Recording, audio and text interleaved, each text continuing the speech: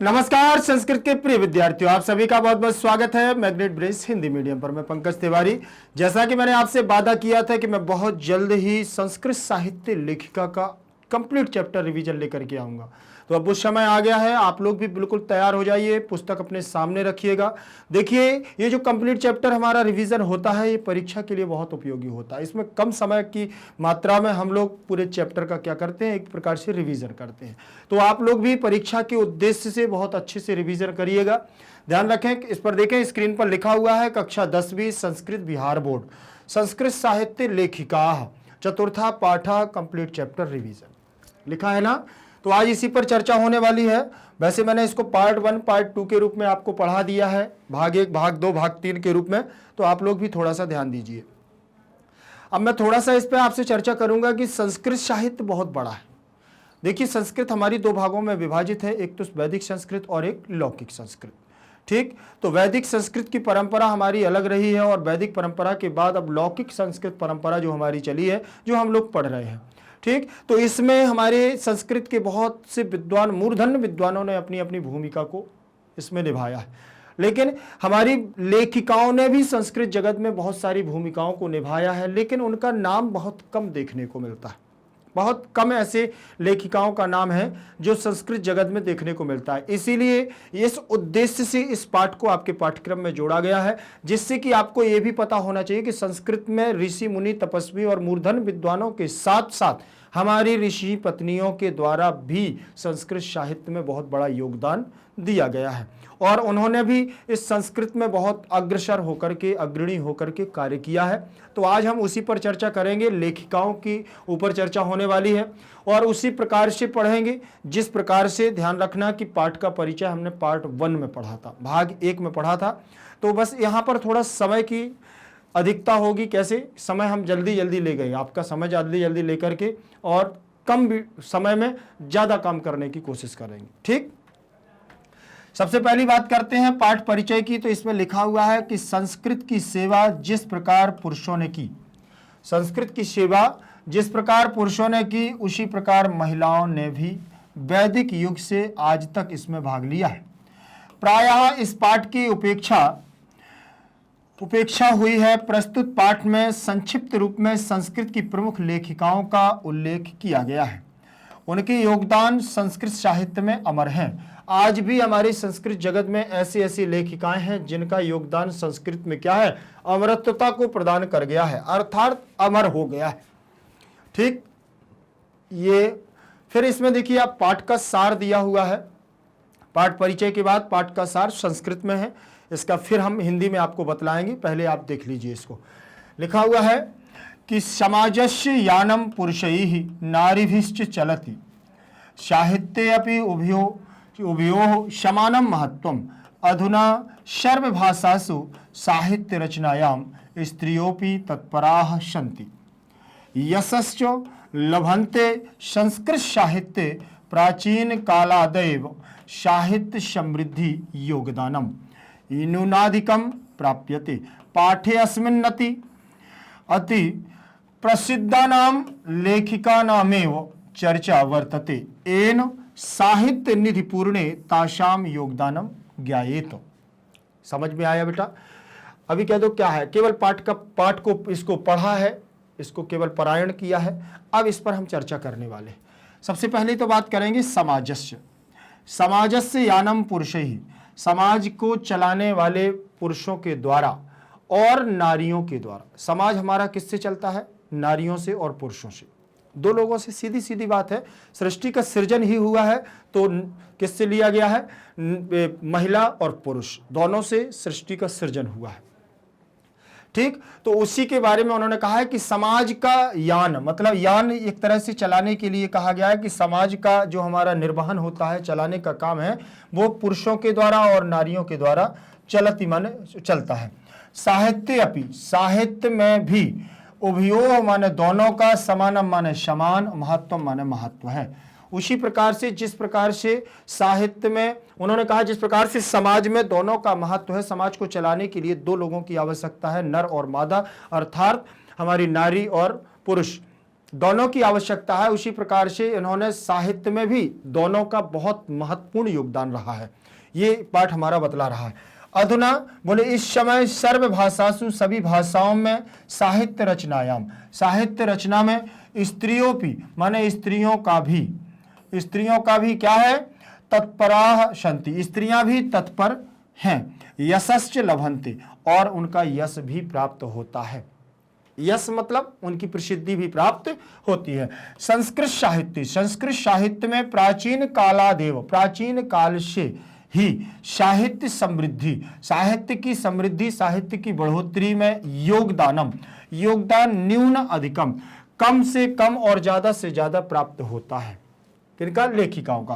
पाठे अस्मिन्नति, इस पाठ में प्रसिद्धा नाम लेखिका नाम एवं, इस पाठ में प्रसिद्ध लेखिकाओं के ही चर्चा वर्तते, चर्चा है। एन साहित्य निधि पूर्णे, और उसके द्वारा साहित्य संग्रह में, साहित्य की निधि पूर्ण में तासाम योगदानम ज्ञायते, उनका क्या योगदान है उसको जानने की हम यहाँ क्या करेंगे, कोशिश करेंगे। ठीक, ये तो मैंने शॉर्टकट में इसका आपको अर्थ बतला दिया है। अब इस पर चर्चा करेंगे कि यह अर्थ निकालने का हमारा तरीका कैसे होता है, हम अर्थ कैसे निकालेंगे, कैसे आपने कह दिया कि ऐसे अर्थ निकालेंगे, तो सारी चीजें हमें यहाँ जानना है। समाजस्य में षष्ठी विभक्ति लगी हुई है। भाई देखिए, कोई भी शब्द है तो कोई भी भाषा लिखी हुई है तो कहीं ना कहीं भाषा का निर्माण हमारा किसी न किसी मूल शब्द से, प्रकृति से होता है। तो ये जो संस्कृत की भाषा लिखी हुई है ये भी कहीं ना कहीं मूल शब्द इसका क्या है, अगर क्रिया है तो क्रिया धातु का प्रयोग हुआ होगा। कोई जहाँ जैसे यहाँ क्रिया लिखी चलाती तो ये भी कहीं ना कहीं किसी धातु से बना होगा। कोई शब्द बना हुआ है तो उस शब्द की भी कोई प्रकृति होगी, मूल शब्द होगा। अब वो शब्द कैसा है, आकारांत है, इकारांत है, उकारांत है, ऋकारांत है, कौन सा है, आकारांत है, इकारांत, स्त्रीलिंग है, पुल्लिंग है, नपुंसकलिंग है, कौन सा शब्द है, ये सारी चीजें देखिए भाषा में होती हैं। इसीलिए कहते हैं कि संस्कृत पढ़ने से पहले हमें थोड़ा सा ग्रामर पर ध्यान दे लेना चाहिए, संस्कृत व्याकरण पर ध्यान देना चाहिए। संस्कृत व्याकरण देखिए बहुत सुदृढ़ और परिनिष्ठित परिमाणित भाषा है। अगर एक बार संस्कृत की व्याकरण अच्छे से पढ़ ली है तो किसी की ताकत नहीं है कि आपकी भाषाओं में क्या है गलतियां निकाल दे। संस्कृत आपको बहुत सारी चीजें सिखा जाती है। यहाँ पर भी देखिए सेम कंडीशन हमारी ये हो गई है कि समाजस्य में यहाँ षष्ठी विभक्ति लगी है तो समाज इसका मूल शब्द है। इसका मूल शब्द क्या है, समाज। समाज मूल शब्द है और समाज का जिस प्रकार से राम हमारा मूल शब्द है तो राम में माँ हमारा छोटा है, समाज में जा हमारा छोटा है, मतलब ये दोनों शब्द हमारे क्या है, अकारांत है। अकारांत है तो इसके रूप जैसे हमारे चलेंगे, रामः रामम रामेण रामाय रामात रामस्य रामे हे राम, समाजः समाजम समाजेन समाजाय समाजात समाजस्य समाजे, ऐसे रूप चलेंगे तो षष्ठी विभक्ति में हमारा बनेगा रामस्य। क्या बनेगा, रामस्य। और ये हमारा षष्ठी विभक्ति में बनेगा समाजस्य। क्या बनेगा, समाजस्य। बना कि नहीं बना, रामस्य और समाजस्य बन गया। अब यहां पर बात करते हैं कि इन्होंने जैसे षष्ठी विभक्ति लिखी तो षष्ठी विभक्ति का कारक चिन्ह भी तो होगा कोई ना कोई। तो षष्ठी विभक्ति का चिन्ह है कारक चिन्ह का, के और की, ये तीन हमारे कारक चिन्ह है इसमें। तो इसमें से अब देखें समाज की, समाज का, या समाज के, या समाज के। ठीक, तो समाज के, समाज को चलाने में क्या है, पुरुषों और नारी दोनों का क्या है, महत्व है। दोनों के द्वारा समाज हमारा चलता है। तो इसमें हमने समाज का निकाल लिया, समाज को चलाने के लिए, यानम में द्वितीय विभक्ति, यान माने चलाने के लिए, ठीक है ना। पुरुषई में तृतीय विभक्ति लगी हुई है, यानम में प्रथमा का हमारा क्या है, एक वचन लगा हुआ है, ध्यान रखना। समाज को चलाने के लिए समाज देखें, और पुरुषई में तृतीय विभक्ति का बहुवचन है, जैसे रामई वैसे ही पुरुषई ही। प्रथमा विभक्ति बहुवचन में बनेगा रामाह, द्वितीय में बनेगा रामान, और तृतीय विभक्ति में बनता है रामई ही, रामई ही। इसी प्रकार से बनेगा हमारा पुरुषाह, पुरुषान, पुरुषान, ठीक। यहां बनेगा हमारा पुरुषई, पुरुषई बन गया कि नहीं बन गया, पुरुषई। ठीक, तो यहां पर आपने ध्यान रखना कि नारी भिष्ट चलती। अब यहाँ नारी भी लिखा हुआ है, क्या लिखा है, नारी भी, ऐसे लिखा होगा, देखो नारी भी दिया है। तो ये भी हमारा नारी भी जो बना हुआ है, ये भी हमारा तृतीया का बहुवचन है। क्या है, तृतीया का बहुवचन। ये हमारा इकारांत स्त्रीलिंग है नारी। जैसे जननी के रूप चलेंगे, नदी के समान चलेंगे, उसी प्रकार से नारी के रूप चलेंगे। तो नदी भी, जननी भी और नारी भी तृतीया विभक्ति का बहुवचन यहाँ पर भी बन गया। तो इनका तृतीया विभक्ति के बहुवचन में या पूरी तृतीया विभक्ति का कारक चिन्ह देखें हम तो होगा से या के द्वारा, से या के द्वारा। देखिए जरा, हो गया। तो अब यहां पर देखिए समाज को या समाज का यान माने समाज को चलाने के लिए पुरुषों के द्वारा और नारियों के द्वारा प्रयोग किया गया है।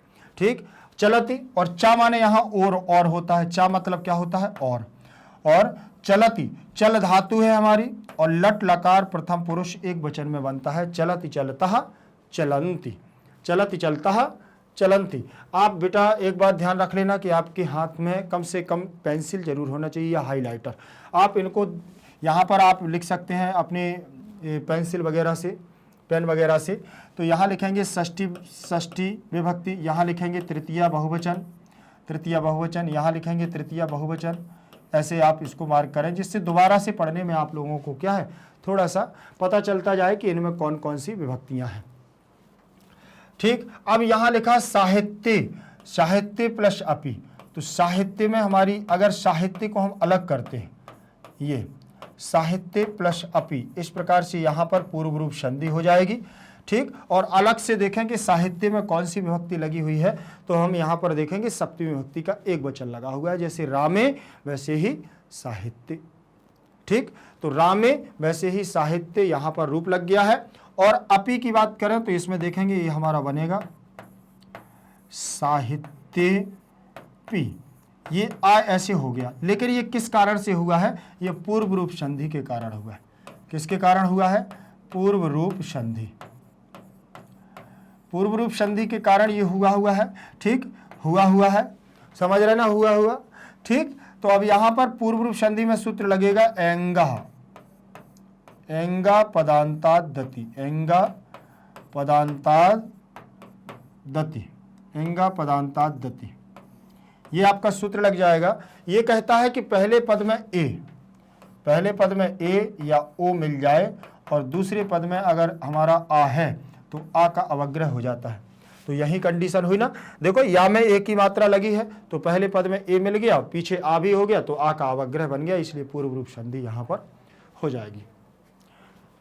ध्यान रखें। फिर इसके बाद दिया ओभिओह। ओभिओह हमारा जो बना हुआ है ये हमारा द्विवचन, षष्ठी का द्विवचन लगा हुआ है। समानम माने समान प्रकार से, महत्व माने महत्व है।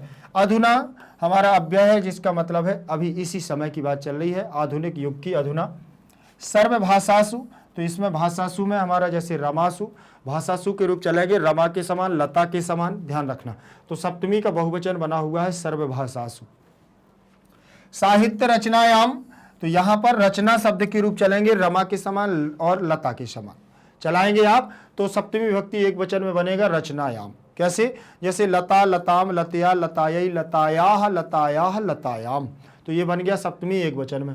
ये हमारा बनेगा का रमा रमा रमाभि रमाभ्या रमाभ्या रमाणाम रमासु, ये सप्तमी का बहुवचन बना है।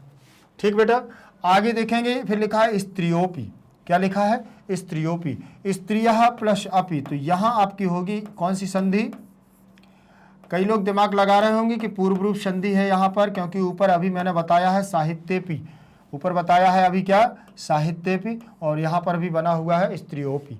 ठीक, यहाँ ए है और यहाँ ओ भी आ गया है, तो दोनों कंडीशन भी हमारी फॉलो हो गई हैं। लेकिन एक बात ध्यान रख लेना कि यहाँ हमारी विसर्ग संधि है, यहाँ हमारी पूर्व रूप संधि थी। क्यों, क्योंकि इसका कारण है क्योंकि स्त्रियः शब्द है यहाँ, क्या है यहाँ स्त्रियः शब्द है, विसर्ग के बाद और आ है हमारा अपि का, और विसर्ग को यहाँ उत्त संधि का योग होकर के यहाँ ओ बन गया है, स्त्रियो हो गया, इसलिए यहाँ पर पूर्व रूप संधि नहीं होगी। ठीक, ध्यान रख लेना, यहाँ विसर्ग संधि होगी। तत्पराह में प्रथमा का बहुवचन है, संति में भी प्रथमा का बहुवचन अस्ति स्तः संति रहेगा। फिर इसके बाद यशः में प्रथमा का एक वचन, और देखें तो यशः धन चा बराबर यशश्च, यशः धन चा बराबर यशश्च। विसर्ग के स्थान पर ये वाला सा हो जाएगा, सिटी वाला, और चा, ऐसे शब्द बनेगा यशस्। अगर ऐसे नहीं लिखते हैं तो इसको ऐसे लिख देते हैं, ये सा हो गया, ये चा, यशस्। ठीक, अब ऐसा लिख गया है। अब देखें यहाँ, तो यहाँ यशस् हमारा है, यहाँ विसर्ग संधि लभते लभेते लभंते, लभते लभेते लभंते, तो ये हमारा आत्मनेपद की लब धातु लगी हुई है, और लट लकार प्रथम पुरुष एक बहुवचन का हमारा रूप बना हुआ है, लभते लभेते लभंते, तो बहुवचनांत पद बना हुआ है। फिर लिखा है संस्कृत साहित्य में, यहाँ पर भी सप्तमी विभक्ति, अभी यहाँ पर बताया था ना मैं, संस्कृत साहित्य, साहित्य यहाँ बताया था सप्तमी का एक वचन है, तो यहाँ पर भी संस्कृत साहित्य में भी सप्तमी का एक वचन होगा। प्राचीन काल, काल आदि आदैव, प्राचीन कालात, पंचमी विभक्ति लगी हुई है, क्या लगी है, पंचमी, प्राचीन कालात, कालात प्लस एव, ये बनेगा आपका यहाँ पर। तो यहाँ व्यंजन संधि है, और व्यंजन संधि के अंतर्गत एक संधि होगी हमारी जस्तु संधि। कौन सी संधि होगी, जस्तु संधि। आप इसको हल संधि भी कह सकते हैं सीधे सीधे। ठीक, अगर वो अंदर से पूछता है थोड़ा सा कि इसमें और कौन संधि है, तो व्यंजन की ही, व्यंजन का ही भेद है जस्तु, ये अपने ही वर्ग के तीसरे वर्ण में परिवर्तन करता है, और ता के स्थान पर दा हो जाता है, और ये दा आ गया, और एव की मात्रा चढ़ जाएगी और वा बन जाएगा, तो ये बन जाएगा प्राचीन काला देव। ठीक है बेटा, ध्यान रखिएगा। आगे देखेंगे, फिर इसके बाद दिया हुआ है साहित्य समृद्धि, तो ये तो आपका प्रथमा का एक वचन ही लिखा है, समृद्धि सीधा। ठीक, योगदानम, योगदान, न्यूनाधिकम, न्यून प्लस अधिकम, न्यून प्लस, न्यून प्लस अधिकम, न्यून प्लस अधिकम दिया हुआ है, तो न्यूनाधिकम, तो यहाँ दीर्घ संधि हो जाएगी, आ प्लस आ दोनों मिलेंगे, बड़ा आ बना लेंगे, तो न्यूनाधिकम बन जाएगा, बनेगा बेटा। तो न्यूनाधिकम दीर्घ संधि। ठीक, और प्राप्यते में प्रा उपसर्ग है हमारा, और आप धातु है, आप धातु है। ठीक, और अगर बात करें तो ये कर्मवाच्य की हमारी क्रिया हो जाएगी, लट लकार प्रथम पुरुष एक वचन की। ठीक, प्राप्यते, प्राप्येते, प्राप्यन्ते, ऐसे बनेगी। ठीक, कर्मवाच्य की क्रिया प्रा उपसर्ग पूर्वक आप धातु से। फिर लिखा हुआ है पाठे अस्मिन, तो पाठे अलग हो जाएगा, पाठे प्लस अस्मिन्नति, ऐसे बनेगा। तो यहाँ पर हमारी पूर्व रूप संधि हो जाएगी, और आ का हमारा अवग्रह हो जाएगा। ठीक, तो ये हमारा ऐसे हो जाएगा, पाठे अस्मिन अस्मिन्नति, ऐसे बनेगा, और प्रसिद्धा नाम हमारा सीधा जुड़ जाएगा, प्रसिद्धा नाम, प्रसिद्धा नाम बनेगा। ठीक, पाठे अस्मिन नति प्रसिद्धा नाम बन गया। अब यहाँ देखेंगे लेखिका नाम एव, लेखिका नाम एव, तो लेखिका नाम में षष्ठी विभक्ति का बहुवचन लगा हुआ है, और पूरा पाठे अस्मिन प्रसिद्धा नाम में भी षष्ठी का बहुवचन लगा है। चर्चा वर्तते, एन यह यद के रूप लगे हुए हैं, यद माने जो, और इसका रूप चलेगा यह, यम, एन, यह, यम, एन। तो एन हमारा तृतीय विभक्ति का एक वचन लगा हुआ है, ध्यान रखना, जैसे रामेण वैसे ही एन। साहित्य निधि पूर्णे में सप्तमी विभक्ति का एक वचन लगा है, साहित्य निधि पूर्णे।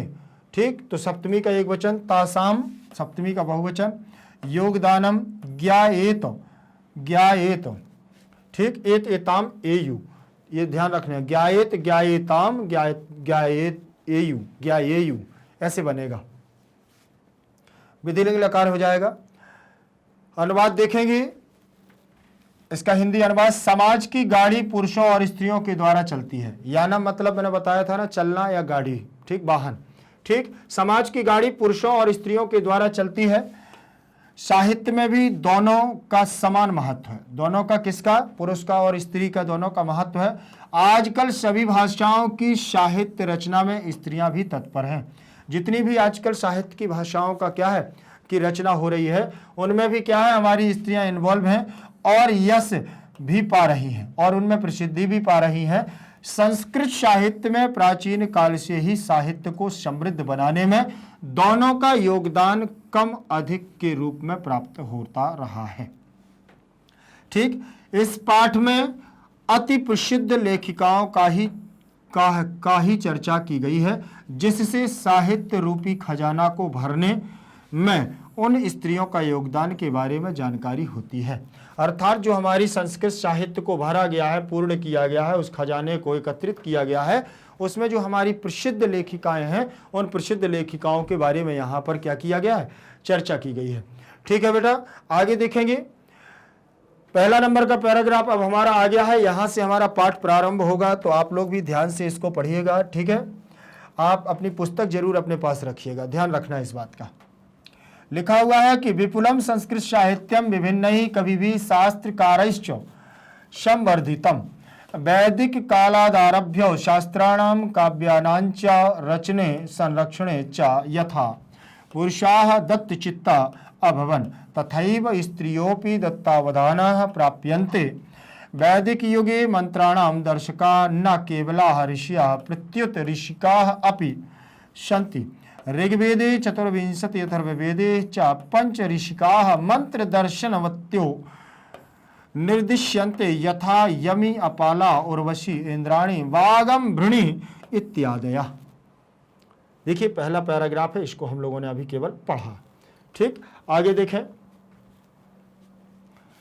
विपुलम संस्कृत साहित्यम, जो हमारा बहुत बड़ा फैला हुआ विस्तार और बहुत अच्छा संस्कृत का साहित्य है, उसकी बात कर रहे हैं। विपुलम संस्कृत साहित्य को विभिन्न ही कविभिः, मतलब विभिन्न ही में तृतीया विभक्ति का बहुवचन लगा हुआ है। विभिन्न ही में तृतीया विभक्ति का बहुवचन लगा है, तो मतलब विभिन्न प्रकार से कवि भी, माने कवियों के द्वारा, विभिन्न प्रकार के कवियों के द्वारा, कवि भी, कवि के रूप चलेंगे हमारे इकारांत पुल्लिंगवाची शब्द, कवि के और हरि के, ठीक, रवि के, ये हमारे एक समान चलते हैं। ठीक, तो जैसे कवि ही कविम कविना कवये कवे ही कवे कबऊ कवे हरे हरिम हरिणा हरे हरे हरे हरऊ हरे। चलेंगे कि नहीं चलेंगे?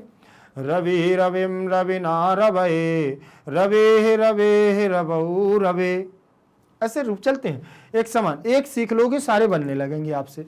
ठीक, तो यहाँ कवि भी जो बना हुआ है, तो आप बहुवचन की बात करें तो वहाँ बनेगा रवयः रवीन रविभि, कवयः कवीन कविभि, हरयः हरीन हरिभि, बहुवचन में बनेगा। ठीक, कविभ्यः हरिभ्यः रविभ्यः, कविभ्यः हरिभ्यः रविभ्यः, कवीनाम हरिणाम रवीनाम, कविषु हरिषु रविषु, हे कवयः हे हरयः हे रवयः, ये बहुवचनांत मैंने पूरे बोले हैं। तो यहां तृतीय विभक्ति का बहुवचन हो जाएगा शास्त्रकारैः, शास्त्रकार। उन्होंने कहा विपुल संस्कृत साहित्य के विभिन्न कवियों के द्वारा, शास्त्रकारों के द्वारा, विभिन्न कवियों के द्वारा और शास्त्रकारों के द्वारा संवर्धितम वैदिक कालादारभ्य शास्त्राणाम काव्यानां च रचने संरक्षणम च यथा पुरुषा दत्तचित्ता अभवन् तथैव स्त्रियोपि दत्तवाधानाम अवधानाम प्राप्यन्ते। देखिए उन्होंने कहा कवियों के द्वारा, शास्त्रकारों के द्वारा संवर्धितम माने बढ़ाया गया है, संवर्धितम माने बढ़ाया गया है, अर्थात संस्कृत साहित्य को और प्रगति पर ले जाया गया है। ठीक, वैदिक कालात, पंचमी विभक्ति, वैदिक काल के आरंभ से, वैदिक काल से आरंभ शास्त्राणाम माने शास्त्रों को, काव्यांच और काव्यों को, रचने, रचना माने रचने में, संरक्षणम मन और संरक्षण में, यथा माने जैसे, पुरुषाः माने पुरुषों के द्वारा, दत्त चित्ताः अभवन अर्थात योगदान दिया गया, तथैव माने वैसे ही, स्त्रियोपि माने स्त्रियों के द्वारा भी, स्त्रियों को भी, दत्तावधानाः प्राप्यन्ते वैसे ही स्त्रियों को भी क्या है, मान सम्मान प्राप्त हुआ है। वैदिक युगे माने वैदिक युग में, मंत्राणाम माने मंत्रों को, दर्शका माने दर्शकों के द्वारा, न केवल ऋषिया। ठीक, वैदिक युग में मंत्रों को का दर्शन केवल ऋषियों के द्वारा, प्रत्युत ऋषिका, उन्होंने कहा केवल ऋषियों का ही नहीं, अपितु ऋषिका माने ऋषि पत्नियों का भी संति माने योगदान है।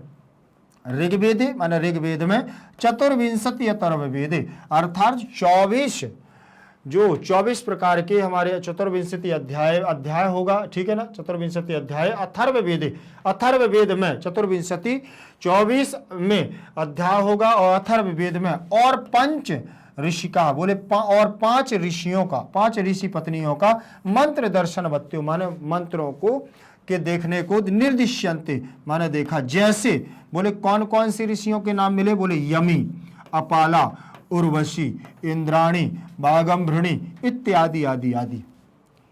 अथर्ववेद के बोले चतुर्विंशति में 24 में उसमें जो उन्होंने देखा तो बोले मंत्र में तो ऋषि पत्नियों के भी क्या है देखने को मिले नाम, जैसे बोले यमी, अपाला, उर्वशी, इंद्राणी और ये हमारी बागंभृणी। तो ठीक समझ में आया बेटा। इस प्रकार से देखिए संस्कृत जगत में हमारी ऋषि पत्नियों का भी बहुत योगदान रहा। अब यहाँ देखें, यहाँ तृतीया का बहुवचन हो गया, शास्त्रकारी में तृतीया का बहुवचन, फिर वैदिक कालात में पंचमी विभक्ति लगी हुई है। वैदिक कालात प्लस आरभ्या तो दीर्घ संधि भी हो जाएगी, यहाँ वैसे व्यंजन संधि मानी जाएगी। यहाँ देखिए ये लिखा है वैदिक कालात प्लस आरभ्य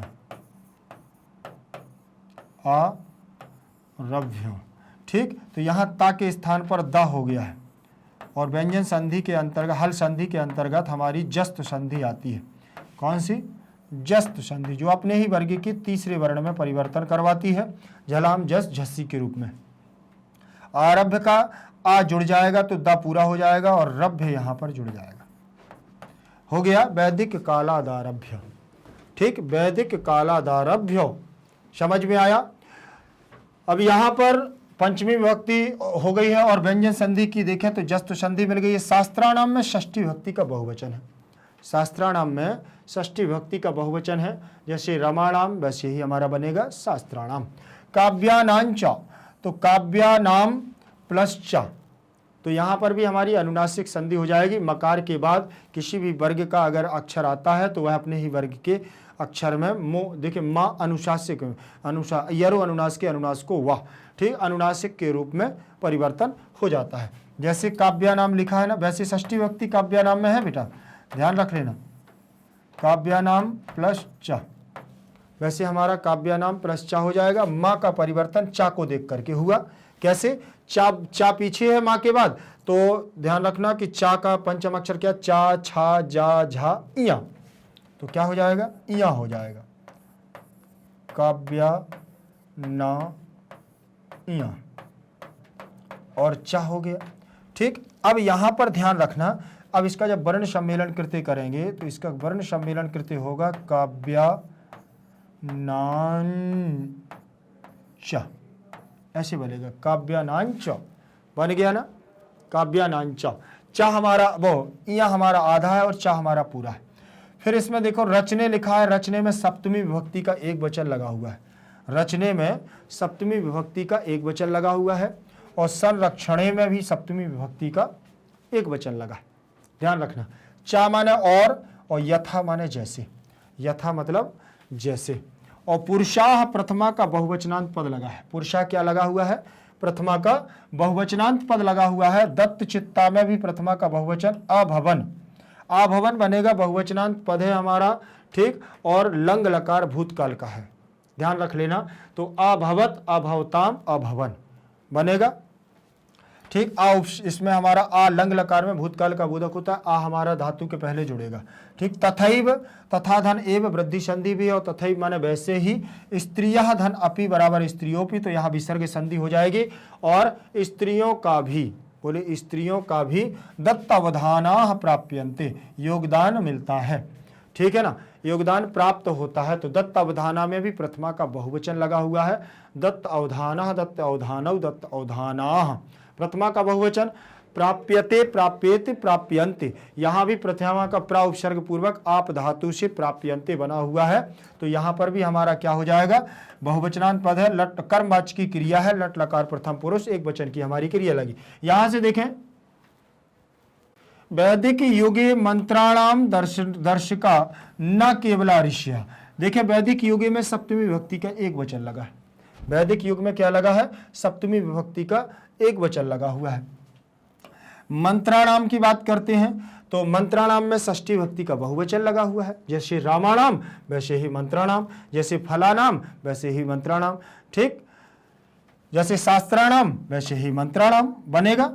ठीक, वैदिक युगे जैसे रामे वैसे वैदिक युगे, दर्शका दर्शका, ठीक, तो यहाँ पर प्रथमा का एक वचन, ना माने नहीं, केवलाह माने केवल एक, केवल क्या है ऋषियों, ऋषियाह माने ऋषि, अब ऋषियाह केवलाह, तो यहाँ जो केवला है ये बहुवचनांत पद है, ऋषिया भी हमारा बहुवचनांत पद है प्रथमा का, मतलब एक ऋषि की बात नहीं कर रहे हैं, यहाँ बहुत सारे ऋषियों की बात हो रही है, इसलिए यहाँ बहुवचनांत पद लगा हुआ है। ठीक, ऋषि ऋषि, ऋषि ही ऋषि ऋषया ऐसे बनेगा, ध्यान रख लेना। ऋषि के रूप है इकारांत स्त्रीलिंग, तो ऐसे बनेगा ऋषि ही, फिर बनेगा हमारा ऋषि ऋषया, ये प्रथमा का बहुवचन है, ये एक वचन है, ये द्विवचन है और ये बहुवचन है। ठीक, ध्यान रखना, जैसे बिल्कुल हरि के समान बनेगा, ये हमारा हरि हो गया, हरि ही, हरि हरया, हरया, कोई भी रूप आप बनाएंगे बिल्कुल एक समान बनेंगे, बस उसका कॉन्सेप्ट क्या होता है कि इकारांत पुल्लिंगवाची है तो इकारांत पुल्लिंगवाची होना चाहिए, इकारांत स्त्रीवाची है तो इकारांत स्त्रीवाची होना चाहिए, नपुंसकलिंग है तो नपुंसकलिंग होना चाहिए, और हमारा पुल्लिंगवाची है तो पुल्लिंगवाची, स्त्रीवाची है तो स्त्रीवाची, कोई भी हो एक समान ही बनेंगे। तो यहाँ ऋषया बहुवचनांत पद लगा हुआ है। फिर प्रत्युत अपितु ऋषिका, ऋषिका माने ऋषि पत्नियां, ऋषि पत्नियां, अपि माने भी, ठीक, संति माने हैं, यहाँ पर अस्ति स्था संति ये भी बहुवचनांत पद लगा है। ऋग्वेदे, ऋग्वेद में सप्तमी का एक वचन लगा है। चतुर्विंशति, चतुर्विंशति विसर्ग लगा है, यहाँ विसर्ग लगेगा और विसर्ग के बाद हमारा क्या है आ है, इसीलिए अथर्ववेद का, इसीलिए विसर्ग के स्थान पर क्या हो गया है रा हो गया है, तो ये हमारा हो गया चतुर्विंशति अथर्ववेदे, रा हो गया। ध्यान रखने ना, अलग अलग लिखेंगे तो ऐसे ही लिखना पड़ेगा जैसे ये लिखा हुआ है, चतुर्विंशति, अलग अलग लिखेंगे तो ऐसे लिखेंगे और एक साथ लिखेंगे तो यहाँ रा लिखना पड़ेगा। फिर यहाँ प्लस करेंगे तो अथर्ववेदे, अथर्ववेदे, अथर्ववेदे हो गया कि नहीं हो गया अथर्ववेदे। अब यहाँ पर चतुर्विंशति है, अथर्ववेदे में विसर्ग संधि मान लो यहाँ सीधी सीधी, और पूरा एक सात पद देखेंगे तो इसमें सप्तमी भक्ति का एक वचन हो गया।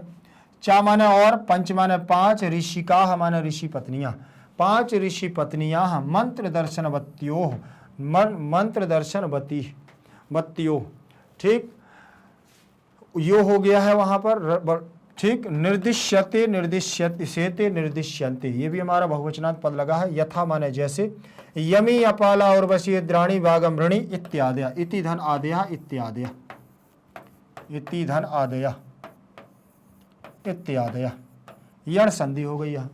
ठीक, समझ में आया बेटा? मैं ज़्यादा इस पर एक एक शब्द को बना करके नहीं बता रहा हूँ, ठीक, कहीं ना कहीं मुझे भी लग रहा है कि मुझे बना करके बताना चाहिए, फिर भी क्योंकि एक बार बता भी दिया है फिर भी दोबारा बता दें तो और अच्छे से हो जाता है, लेकिन फिर कोई मतलब नहीं निकलेगा कंप्लीट चैप्टर रिवीजन का, ज़्यादा समय लग जाएगा तो कोई मतलब नहीं निकलेगा, क्योंकि इस पर भी अगर चर्चा की जाए तो कम से कम 1-1.5 घंटे चर्चा की जा सकती है एक पैराग्राफ पर, हैं, और ज़्यादा देखें तो और अगर और गहराई में पहुँच जाओगे तो 2-2, 3-3 घंटे निकल जाएंगे एक पैराग्राफ पर। चर्चाएं हैं वो तो व्याकरण में, अगर एक एक शब्द पर व्याकरणात्मक टिप्पणी की जाए ना तो बहुत सारी यहाँ पर क्या है बातें होती हैं। फिर एक रूप को बताया, फिर एक क्रिया को बताया, फिर उसका लकार को बताया, फिर लंग लकार को बताया, ये सारी चीजें होती हैं। अर्थ देखें, विशाल संस्कृत साहित्य अनेक कवियों तथा शास्त्रकारों द्वारा अत्यधिक समृद्ध किया गया है। वैदिक काल के आरंभ से ही शास्त्रों तथा काव्यों की रचना और संरक्षण में पुरुषों के समान स्त्रियां भी सावधान थीं। वैदिक युग में ऋषि एवं ऋषि पत्नी दोनों ही मंत्रों की रचना करते थे। ऋग्वेद में 24 और अथर्ववेद में 5 ऋषियां, ऋग्वेद में 24 और अथर्ववेद में 5 ऋषियां, ऋषि पत्नियां उल्लेखित हैं। यमी, अपाला, उर्वशी, इंद्राणी, वागमृणी आदि आदि आदि, ठीक है ना। अभी मैंने आपको बोला शायद 24वां ये अध्याय नहीं है, ये ऋग्वेद में 24 लेखिकाओं का वर्णन है और अथर्ववेद में 5 ऋषि पत्नियों का क्या लेखिकाओं का वर्णन है जो देखने को मिला है। ठीक है, अब इसके बाद दूसरे नंबर का पैराग्राफ हमारा क्या कहता है, इसको ध्यान से देखेंगे आप।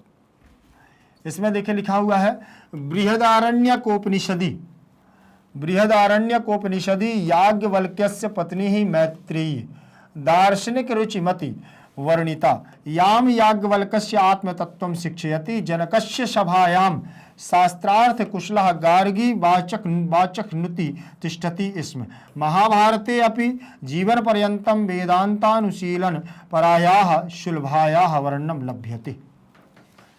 ठीक, आप भी थोड़ा सा पढ़ते जरूर जाया करो, क्योंकि पाठ को पढ़ने से बहुत सारी चीज जहां जहां पढ़ते नहीं बन रहा वहां अर्थ निकालने में भी हमें क्या होगी, थोड़ी सी कठिनाई होगी।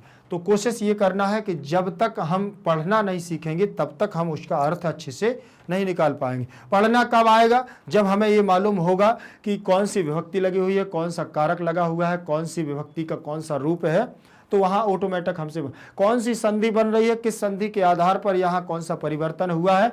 तो संधियाँ तभी, जब तक आपको वो पता नहीं होगा तब तक पढ़ने में हल्की सी क्या होती है, समस्या जाती है। जैसे ये लिखा बृहदारण्य, तो बृहद प्लस आरण्यक, तो यहाँ दीर्घ संधि बृहदारण्य, बृहदारण्य ऐसे बनेगा। देखिए बृहद प्लस आरण्य, बृहद प्लस आरण्य प्लस आरण्यक प्लस उपनिषदि, उपनिषदि। अब देखना यहाँ पर बृहद बना है, ये बृहद बना, तो यहाँ आ और आ मिलकर के यहाँ बना लेंगे दीर्घ संधि, तो ये हमारा बड़ा आ हो जाएगा। और यहाँ पर आ के बाद उ आ गया है तो यहाँ बन जाएगी गुण संधि। ये मालूम होना चाहिए, तब जाकर के एक शब्द बना हमारा बृहदारण्यकोपनिषदि, बृहदारण्यकोपनिषदि, ये हमारा पद बन गया पूरा। ठीक, तो यहाँ पर संधियों का भी योग होता है, बहुत बड़ा हमारा संधियों का यहाँ हाथ है भाषा बनाने में। याज्ञवल्क्यस्य, षष्ठी विभक्ति लगी हुई है, क्या लगी है, षष्ठी विभक्ति, याज्ञवल्क्यस्य, याज्ञवल्क्य की पत्नी की बात कर रहे हैं। बृहदारण्यकोपनिषद में उन्होंने कहा कि याज्ञवल्क्य की पत्नी मैत्रेयी, मैत्रेयी दार्शनिक रुचिमती, उनकी क्या है यहाँ पर दार्शनिक रुचिमती वर्णिता है। ठीक, याज्ञवल्क्य की पत्नी दार्शनिक का क्या है यहाँ पर वर्णन है। याम याज्ञवल्क्यस्य आत्मतत्त्वं शिक्षयति, उनके द्वारा क्या है, इन्होंने इसमें याज्ञवल्क्य की आत्मतत्व की शिक्षा के बारे में बताया गया है, जानकारी दी गई। जनकस्य माने पिता की जनक की सभा में शास्त्रार्थ कुशला, शास्त्र के लिए कुशल गार्गी वाचस्पति तिष्ठति, वाचक नभी वाचस्पति दोनों एक ही हैं, तिष्ठति। ठीक, तिष्ठति महाभारते अपि, महाभारत में भी जीवन पर्यंतम वेदांतानुशीलस्य परायाः सुलभायाः वर्णनम लभ्य, सुलभा का क्या वर्णन प्राप्त होता है। ठीक, यहाँ देखेंगे आत्मतत्त्वं शिक्षयति, शिक्षयतः शिक्षयन्ति, तो यहाँ पर भी लट लकार प्रथम पुरुष एक वचन का कर्मवाचक का हमारा क्रिया लगी है। जनकस्य में षष्ठी विभक्ति का एक वचन, सभायाम में सप्तमी विभक्ति का एक वचन। शास्त्रार्थ कुशला, शास्त्रार्थ कुशला में हमारा शास्त्र प्लस अर्थ कुशला, ऐसे भी कर सकते हैं। शास्त्र प्लस अर्थ में दीर्घ संधि हो गई है और पूरे देखें शास्त्रार्थ कुशला में प्रथमा का एक वचन। ठीक, तिष्ठति तिष्ठता तिष्ठन्ति, तो ये हमारा लट लकार प्रथम पुरुष एक वचन का रूप बना हुआ है, लेकिन इसमें धातु हमारी रहेगी स्था, स्था धातु से तिष्ठ बनेगी, पहले स्था धातु रहेगी और स्था धातु से बनेगा तिष्ठ और तिष्ठ के चलेंगे रूप, ध्यान रखना। इसमें माने थे, ठीक, थे या थे। महाभारते अपि, महाभारत में भी, तो यहाँ सप्तमी का एक वचन भी है और पूरा देखा जाए तो यहाँ पूर्व रूप संधि भी है। महाभारते अपि जीवन पर्यंतम, जीवन पर्यंतम वेदांतानुशीलस्य पराया, वेदांत प्लस अनुशीलस्य पराया, वेदांत प्लस अनुशीलन पराया। पूरा अगर वाक्य देखते हैं तो इसमें षष्ठी विभक्ति का एक वचन लगा हुआ है, ठीक, वेदांतानुशीलन पराया। अलग अलग देखेंगे तो वेदांत अलग हो जाएगा, ठीक, वेदांत, तो यहाँ आ और यहाँ पर आ, दोनों को मिलाकर के यहाँ हो जाएगा बड़ा आ। क्या हो जाएगा? यहाँ बड़ा आ हो जाएगा, और बड़ा आ होगा तो दीर्घ संधि का योग यहाँ हो जाएगा। ठीक है ना बेटा, यहाँ दीर्घ संधि हो जाएगी। फिर इसके बाद सुलभाया, ठीक, सुलभाया में भी हमारा क्या है? षष्ठी का एक वचन है। और वर्णम लभ्यते, लभ्यते लभ्येते लभ्यन्ते, ये भी हमारा कर्मवाचक की क्रिया लभ धातु है। और देखिए बृहद आरण्यक उपनिषद में याज्ञवल्क्य की पत्नी मैत्रेयी, ठीक, यहाँ पर बृहद आरण्यक उपनिषद में याज्ञवल्क्य की पत्नी मैत्रेयी दार्शनिक रूप में वर्णित की गई है, दर्शन के रूप में वर्णित की गई है, जिनको याज्ञवल्क्य जी ने आत्म तत्व की शिक्षा देते हैं। ठीक है ना, जिनको आगे याज्ञवल्क्य जी ने आत्म तत्व की शिक्षा दी है। और जनक की सभा में शास्त्रार्थ कुशल, जनक की सभा में यह शास्त्रार्थ कुशल गार्गी नामक विदुषी रहती थी। ठीक, कुशल गार्गी नामक विदुषी रहती थी। महाभारत में भी जीवन पर्यंत वेदांत अध्ययन में स्त्रियां रहीं, यह बात आसानी से वर्णन में मिलती है। आसानी से यह मिलती है कि महाभारत में भी स्त्रियों ने बहुत भूमिका निभाई। और ये हमारी देखो जनक की सभा में भी कुशल गार्गी नामक विदुषी क्या है? रहती थी। आगे देखेंगे तीसरे नंबर का पैराग्राफ अब हमारा क्या कह रहा है, ध्यान से देखें। तीसरे नंबर का पैराग्राफ हमारा कह रहा है कि लौकिक संस्कृत साहित्य प्रायेण ४४ कवित्रीणाम सार्धशतं पद्यानि स्फुट रूपेण इतः ततः लभ्यन्ते, तासु विजयांका प्रथमः कल्पः वर्तते, सा च श्याम वर्णासीदति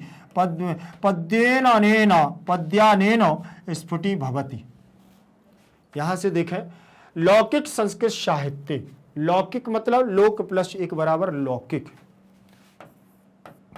लोक प्लस एक बराबर लौकिक दिया हुआ है, लौकिक बना है ना। ठीक, तो एक प्रत्यय है हमारा, एक प्रत्यय जुड़ने से यहां वृद्धि हो जाएगी हमारी, लौकिक बन जाएगा। ठीक, तो अर्थात लौकिक संस्कृत वह संस्कृत है जो हमारे लोक को समझ में आती है, जो हम लोग पढ़ते हैं। ठीक है ना, और वैदिक संस्कृत जो वेदों का अध्ययन करता है वास्तविकता में वही उसको समझ पाता है। ठीक, तो लौकिक संस्कृत साहित्य की बात कर रहे हैं। तो लौकिक संस्कृत साहित्य में प्रायण माने प्रायः पहले से ही, लौकिक संस्कृत साहित्य में पहले से ही ४४ मतलब 40 कवित्रीण मानक 40 कवित्रियों का, लेखिकाओं का, सार्धशतम मतलब 150, सार्ध माने आधा और शतम माने 100 मतलब 100 और आधा, 100 और 50 की बात कर रहे हैं तो 150 से अधिक पद्यानि माने पद्य, स्फुट रूपेण माने स्फुट रूप के द्वारा, इतः तथा माने इधर उधर, लभ्यन्ते माने प्राप्त होते हैं। तासु विजयांका, उनमें से बोले विजयांका प्रथमम कल्पा, प्रथम कल्प में विजयांका नाम की लेखिका हुई, साचा, और वह श्याम वर्णासीदति, वह श्याम वर्ण की थी। पद्येन अनेनो, पद्यानेनो, पद्य के द्वारा, अनेन स्फुटी भवती, और पद्यों के द्वारा वह क्या है? प्रसिद्धि प्राप्त की उन्होंने। आगे देखें, संस्कृत साहित्य में सप्तमी विभक्ति का एक वचन, प्रायण में तृतीय विभक्ति का एक वचन लगा हुआ है। फिर ४४ कवित्रीणाम में षष्ठी विभक्ति का बहुवचन लगा है। बहुत सारी कवियों का, कवित्रियों का नाम है। सार्धशतम माने 150 से अधिक, पद्यानि, पद्यम पद्य पद्यानि तो प्रथमा का बहुवचन इसमें हो जाएगा। ठीक, पद्यम पद्य पद्यानि तो प्रथमा का बहुवचन हो गया। स्फुट रूपेण में प्रथमा तृतीया का बहुवचन हो गया, तृतीया का बहुवचन, तृतीया का एक वचन, स्फुट रूपेण। इतः ततः विसर्ग संधि हो जाएगी, सा हो गया है यहाँ पर, इतः ततः। लभ्यते लभ्येते लभ्यन्ते, तो ये हमारा इस प्रकार से बनेगा। तो ये हमारा कर्मवाचक की क्रिया हो जाएगी और बहुवचनांत पद इसमें हो जाएगा।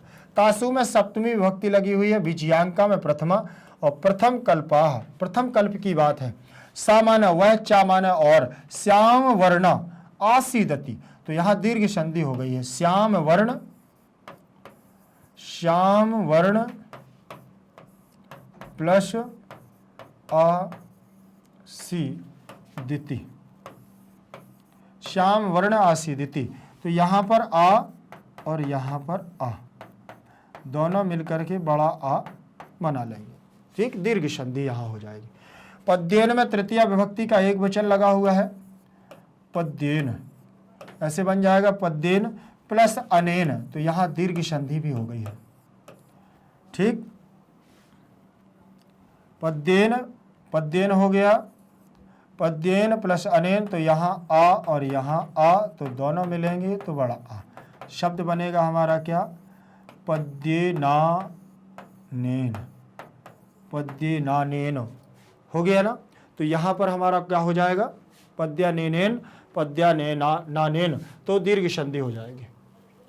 फिर स्फुटी भवति, इस भवति भवतः भवंती, भू धातु है, लट लकार प्रथम पुरुष एक वचन में, ठीक। प्रसिद्धि प्राप्त हुई है। फिर इसके बाद बोले कैसे प्रसिद्धि प्राप्त हुई, तो यहां कहा गया है कि नीलोत्पल तलश्यामां विजयांकां जानता वृथैव दंडिना प्रोक्ता सर्वसुकिला सरस्वती, सर्वसुकिला सरस्वती।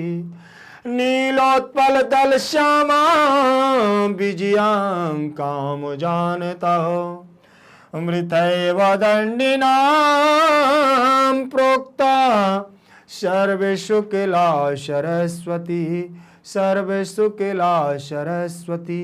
और आराम से एक बार इसको पढ़ो, इसके एक एक शब्द समझ में आने चाहिए, तब आपको अर्थ आ जाएगा।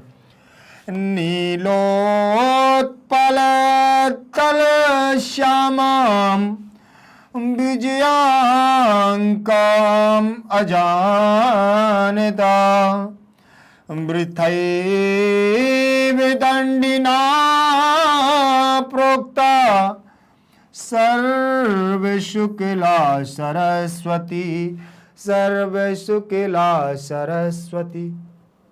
अब देखना, पहले ऊपर उन्होंने दे दिया कि विजयांका नाम की जो लेखिका थी, जो कवित्री थी, वह कैसी थी, श्याम वर्णाशीत थी, श्याम वर्ण की थी। यहां पर बहुत अच्छी बात है, ध्यान रख लेना, ठीक। अब कैसा, ये पहले भी था, जो दिखता है वही बिकता है। सुंदर सुंदर लोगों को बहुत जल्दी देख लेना, बहुत जल्दी कहीं ना कहीं आप जॉब के लिए जाए, कहीं भी कोई काम पे जाए, सुंदर सुंदर लोगों को बहुत जल्दी रख लिया जाता है, ठीक है ना, ध्यान रखना। अब यहां पर वही आपको यहां पर मिलने वाला है, जो दंडी बहुत मूर्धन्य विद्वान थे। कौन थे, मूर्धन्य विद्वान थे, ऐसा यहां कह रहे हैं लोग, मैं नहीं कह रहा हूं, ऐसा श्लोक कह रहा है कि वृथैव, बोले बेकार में है, वृथैव माने बेकार ही, दंडिना माने दंडी के द्वारा, प्रोक्तम माने कहा गया, प्राउक्तम माने कहा गया, वृथैव बेकार ही दंडी के द्वारा कहा गया सर्व शुक्ला सरस्वती को, कि सरस्वती ही सबसे बोले क्या है, योग्य है। क्योंकि सर्व शुक्ला थी, गोरी नारी थी, बहुत ज्यादा स्किन बढ़िया ग्लो कर रही थी, उनकी चमक थी चेहरे पे। तो दंडी जी ने बोले वृथैव ही प्रोक्ता, वृथैव ही, वृथैव दंडिना प्रोक्ता सर्व शुक्ला सरस्वती। बेकार में बोले क्या है, दंडी जी के द्वारा ये कहा गया है कि सर्व शुक्ला सरस्वती है। बोले देखना यहां, बोले नीलोत्पल दल श्यामा विजयांकां अजानता, अर्थात नीलोत्पल दल अर्थात कमल की पंखुड़ी के समान श्याम वर्ण की उस विजयांका को कोई नहीं जानता। श्याम वर्ण की थी, क्योंकि क्या थी उनकी, थोड़ा थोड़ा श्याम वर्ण थी। श्याम वर्ण समझते हैं ना आप लोग, ठीक है, श्याम वर्ण समझते, ये का ये वाला रंग, ये वाला रंग समझते हैं, ये है श्याम वर्ण। इसको कहते हैं ना कि कान्हा मेरा काला काला, राधा गोरी गोरी, बोलते हैं ना, ठीक। तो ये है कौन, श्याम वर्ण, बांके बिहारी। तो इसी श्याम वर्ण की बात कह रहे हैं कि जो श्याम वर्ण की नीलोत्पल दल श्यामा, नीले कमल के समान जिसकी श्याम वर्ण की काया थी, उस विजयांका को कोई नहीं जानता। बेकार ही दंडी के द्वारा कहा गया है कि सर्व शुक्ला सरस्वती है। सर्व शुक्ला। भेदभाव पहले था बोले, इसीलिए तो आज भी भेदभाव चल रहा है, भेदभाव हो रहा है। ठीक, आज ऐसा आपके साथ हुआ है क्या? नहीं हुआ है, ठीक है ना, ध्यान रख लेना, ऐसा नहीं होगा। लेकिन अब क्या है, गुण के ग्राहक साहस नर, बिन गुण लय न कोय। गुण के ग्राहक साहस नर, बिन गुण लय न कोय। जैसे कागा को किला, शब्द सुने सब कोय। अर्थात आपके पास गुण होना चाहिए। अगर आपके पास गुण है, गुण के ग्राहक, गुण को जो आपके अंदर अगर योग्यता है, उस योग्यता को लेने वाले बहुत सारे लोग हैं। गुण के ग्राहक सहस्र नर, हजारों लोग हैं, बिन गुण लय न कोई। अगर आपके पास योग्यता नहीं तो कोई आपको नहीं लेगा। बिन गुण लय न कोई, जैसे कागा कोकिला। काग माने कौआ और कोकिला माने कोयल, दोनों एक समान होते हैं, लेकिन कोयल को लोग पसंद करते क्योंकि उसकी आवाज में दम है, उसकी योग्यता में दम है। इसलिए योग्यता किसी की मोहताज नहीं होती। ध्यान रखना, अपने अंदर आप योग्यता विस्तार करें, योग्यता विस्तार करेंगे, आपके ग्राहक, आपको लेने वाले आपके घर पर आएंगे। ध्यान रखना। तो यहां पर भी वही उन्होंने कहा कि विजयांका प्रथम कल्प में थी, आज उसको कोई नहीं जानता, सरस्वती को सब कोई जानता है। तो कहा भी उन्होंने कहा कि नीलोत्पल दल श्यामा, विजयांकाम जानता, वृथैव दंडिना प्रोक्ता, सर्व शुक्ला सरस्वती, सर्व शुक्ला सरस्वती।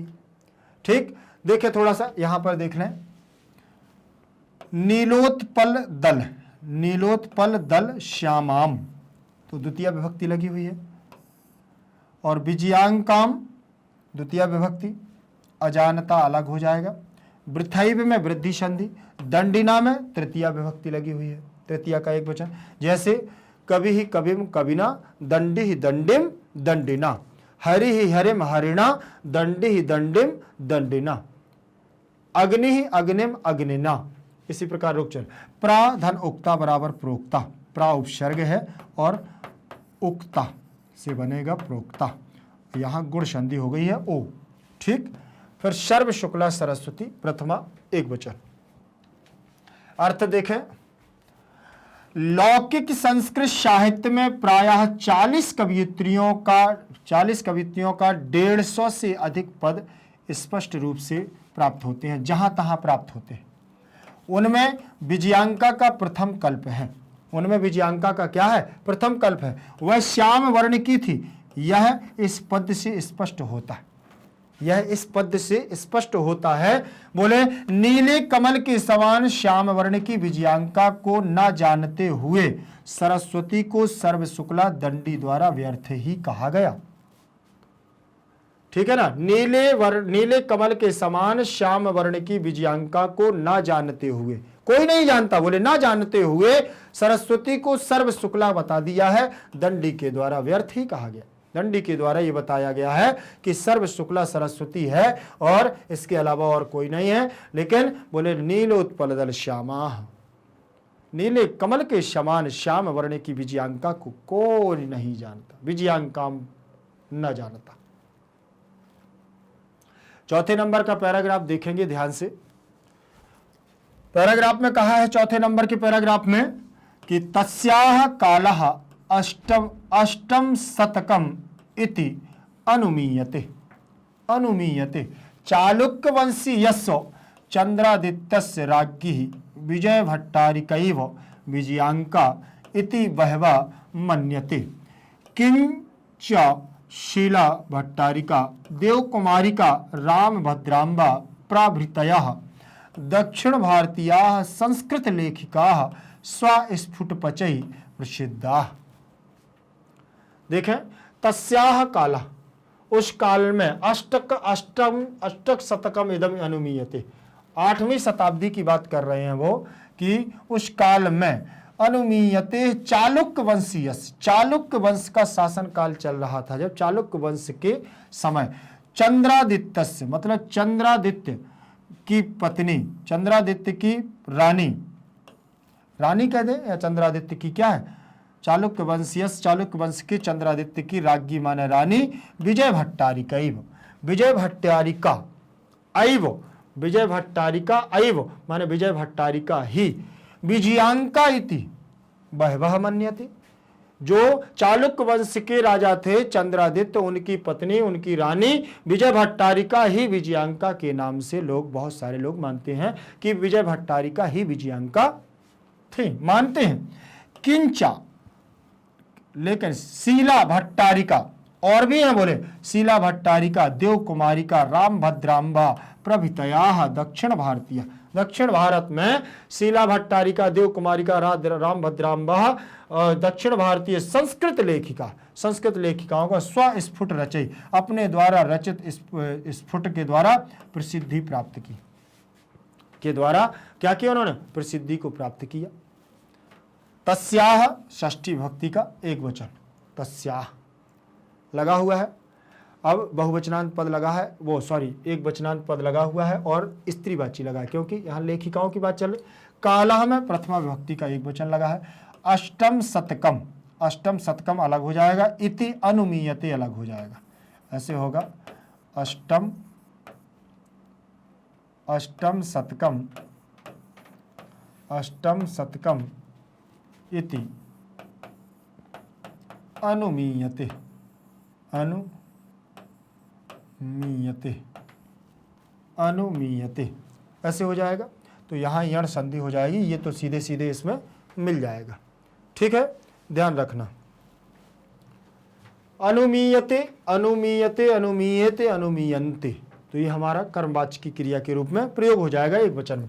चालुक्य वंशी यस्य में षष्ठी विभक्ति का एक वचन हो जाएगा, चालुक्य वंशी यस्य षष्ठी विभक्ति का एक वचन, और चंद्रादित्य में भी षष्ठी विभक्ति का एक वचन होगा, ठीक। जैसे रामस्य वैसे चंद्रादित्य, जैसे रामस्य वैसे ही चालुक्य वंशीयस्य, ठीक। फिर राज्ञी, राज्ञी में रानी की बात कर रहे हैं, राज्ञी, रानी विजय भट्टारिका ऐव, तो वृद्धि संधि हो गई है, देखिए विजय अलग हो जाएगा, विजय भट्टारिका, भट्टारिका, विजय भट्टारिका नाम हो जाएगा प्लस एव, तो यहाँ आ के बाद ए आने पर क्या हो गया, वृद्धि संधि हो गई, आई हो जाएगी, आई, तो यहाँ हो जाएगा विजय भट्टारिकैव, विजय भट्टारिकैव, ठीक। विजय भट्टारिका ही क्या है, ऐब माने ही, और विजयांका, बोले जो चालुक्य वंश का शासन था, चंद्रादित्य की रानी थी विजय भट्टारिका ही, कौन थी, बोले विजयांका। इति वहवा, वहवा जो लगा हुआ है ये हमारा बहु के रूप चलेंगे, बहु, ठीक। तो बहु के रूप चल जाएंगे कैसे, साधु के समान, उकारांत है ना, तो वहवा बनेगा प्रथमा के बहुवचन में, जैसे साधवा वैसे ही बनेगा बहुवा, जैसे हरया वैसे ही, सॉरी जैसे बनेगा भानवा वैसे ही बनेगा वहवा। मन्यते, मन्येते, मन्यन्ते, ऐसे हमारा ये भी हमारी कर्मवाचक की क्रिया लगी हुई है, और ये हमारी कर्मवाचक की क्रिया लगी हुई है, तो इसमें हमारा यते, देखो ये बना है ना, तो ये एक वचन की क्रिया लगी हुई है, ध्यान रख लेना। फिर इसके बाद लिखा हुआ है किंच, किंच एक साथ पढ़ेंगे तो किंच, और अलग अलग पढ़ेंगे तो किम चा, किम चा, तो यहां अनुनासिक संधि भी हो गई, मकार के बाद हमारा चा आ गया है, देखिए मां के बाद चा आने पर पीछे जो चा है इसी के वर्ण के पंचम अक्षर में हम परिवर्तन करेंगे, किसके अनुसार, यरु अनुनास के अनुनास को हुआ। एक सूत्र आता है, तो मकार के बाद अगर किसी वर्ग का चा आता है तो वो चा, छा, जा, झा, इया, इया, चा वर्ग का पंचम अक्षर होगा क्या, इया, और इया के रूप में परिवर्तन कर लेंगे, और अब इसका वर्ण सम्मेलन कृत्य कर देंगे, तो इसको जोड़ेंगे तो ये हमारा बनेगा कैसे, किंच, बन गया ना, किंच, यही लिखा ना, किंच। शीला भट्टारिका, उन्होंने कहा और भी हैं जो हमारी क्या लेखिकाएं हैं, शीला भट्टारिका, देव कुमारिका, राम भद्रांबा प्रभृतया दक्षिण भारतीय संस्कृत लेखिया स्वस्फुट पचई। अब यहां पर सब में प्रथमा विभक्ति लगी हुई है और स्वस्फुट पचई में तृतीया का बहुवचन लगा हुआ, ठीक, ठीक है। तो यहां उनके द्वारा ही किया गया है, ये द्वारा, द्वारा का अर्थ नहीं तृतीय विभक्ति, द्वारा का अर्थ निकलेगा स्वस्फुट पचई, तृतीय विभक्ति लगी हुई है, ध्यान रख लेना। तृतीय विभक्ति लगी हुई है, और स्वस्फुट पचई जैसे रामई ही, और प्रसिद्धा में प्रथमा का बहुवचन लगा है, प्रसिद्धा में प्रथमा का बहुवचन लगा है। ठीक है बेटा, आगे देखें, अर्थ देख लें। उनका समय 8वीं शताब्दी, किसका? विजयांका की बात कर रहे हैं वो। विजयांका उन्होंने बोला नीलोत्पल दल श्यामा विजयांकाम अजानता, और वृथैव दंडिना, वृथैव दंडिना सर्व शुक्ला सरस्वती, वृथैव दंडिना प्रोक्ता सर्व शुक्ला सरस्वती। उनका समय 8वीं शताब्दी अनुमान किया जाता है विजयांका का। अनेक विद्वानों का मानना है कि चालुक्य वंश के राजा चंद्रादित्य की रानी विजय भट्टारिका ही विजयांका है। कुछ और बोले, कुछ और भी हैं, बोले शीला देवकुमारिका, शीला भट्टारिका, देवकुमारिका, राम भद्रांबा आदि दक्षिण भारतीय संस्कृति लेखिकाओं की कविताएं प्रसिद्ध हैं। उन्होंने अपने द्वारा लिखित स्वस्फुट पचई, उनके द्वारा लिखित जो भी कविताएं थी वो आज भी क्या है? प्रसिद्धि में प्राप्त की गई हैं। 5वें नंबर का पैराग्राफ उन्होंने दिया है विजयनगर राज्यस्य। यहां से देखें 5वें नंबर के पैराग्राफ में, विजयनगर राज्यस्य नरेशः संस्कृत भाषा संरक्षणाय कृत प्रयासः आसन्निति विदितमेव तेषामन्तः पुरेरपि संस्कृत रचना कुशलाः राज्ञो अभवन्।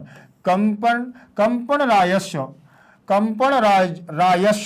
14 शतकम राज्ञी गंगा देवी मधुरा विजयम इति महाकाव्यम स्वस्वामिनः मधुरै विजय घटनाम आश्रित्य आरचयत्।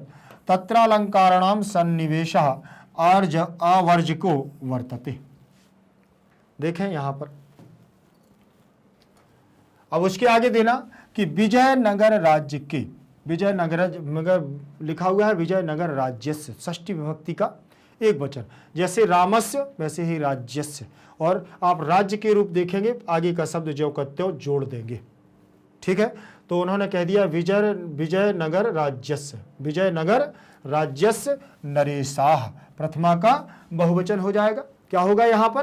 प्रथमा का, जैसे हमारा चलेगा रामः रामौ रामाः, वैसे ही होगा हमारा विजया विजयौ विजयाः।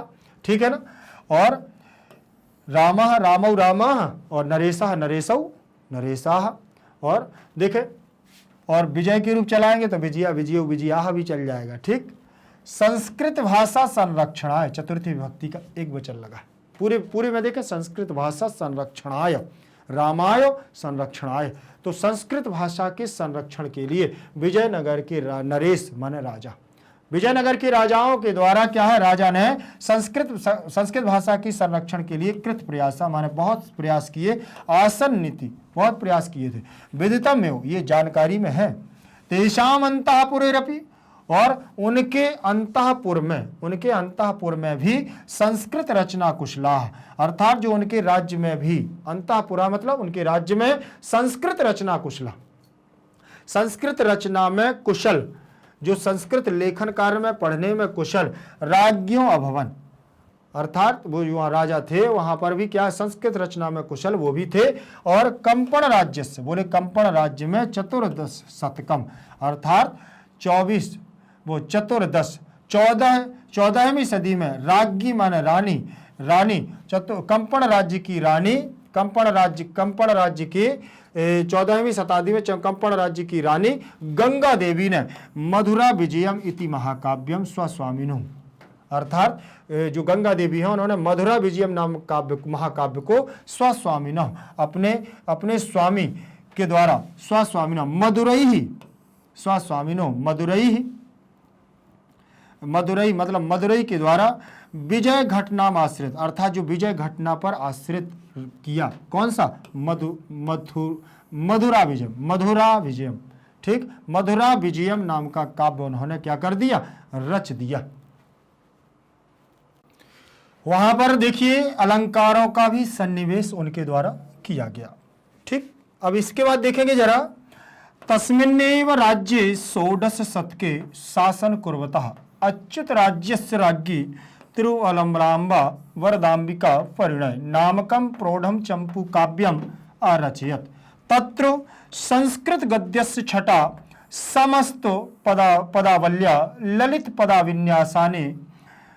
विन्यासेन च अतीव शोभते संस्कृत साहित्य प्रयुक्तम दीर्घतमा समस्त पदमपि तत्रैव लभ्यते। ध्यान रखना इस बात का कि अब वो क्या कह रहे हैं कि विजयनगर राज्य के एक नरेश थे जिन्होंने संस्कृत भाषा संरक्षण के लिए बहुत सारे प्रयास किए और आसन्निति देखिए तेषाम अंतःपुरेरपि, देखिए उसी के अंतःपुर में एक संस्कृत रचना कुशला, संस्कृत की रचना करने में कुशल राज्ञो अभवन, मतलब एक रानी थी वहां। देखिए कंपन राज्य की रानी गंगा देवी भी, जिन्होंने मधुरा विजयम नाम का एक महाकाव्य स्वस्वामिनो, ठीक, अपने स्वामी के ऊपर लिखा। मदुरई में स्थित यह विजय घटना पर आश्रित है कौन? ये महाकाव्य मधुरा विजयम।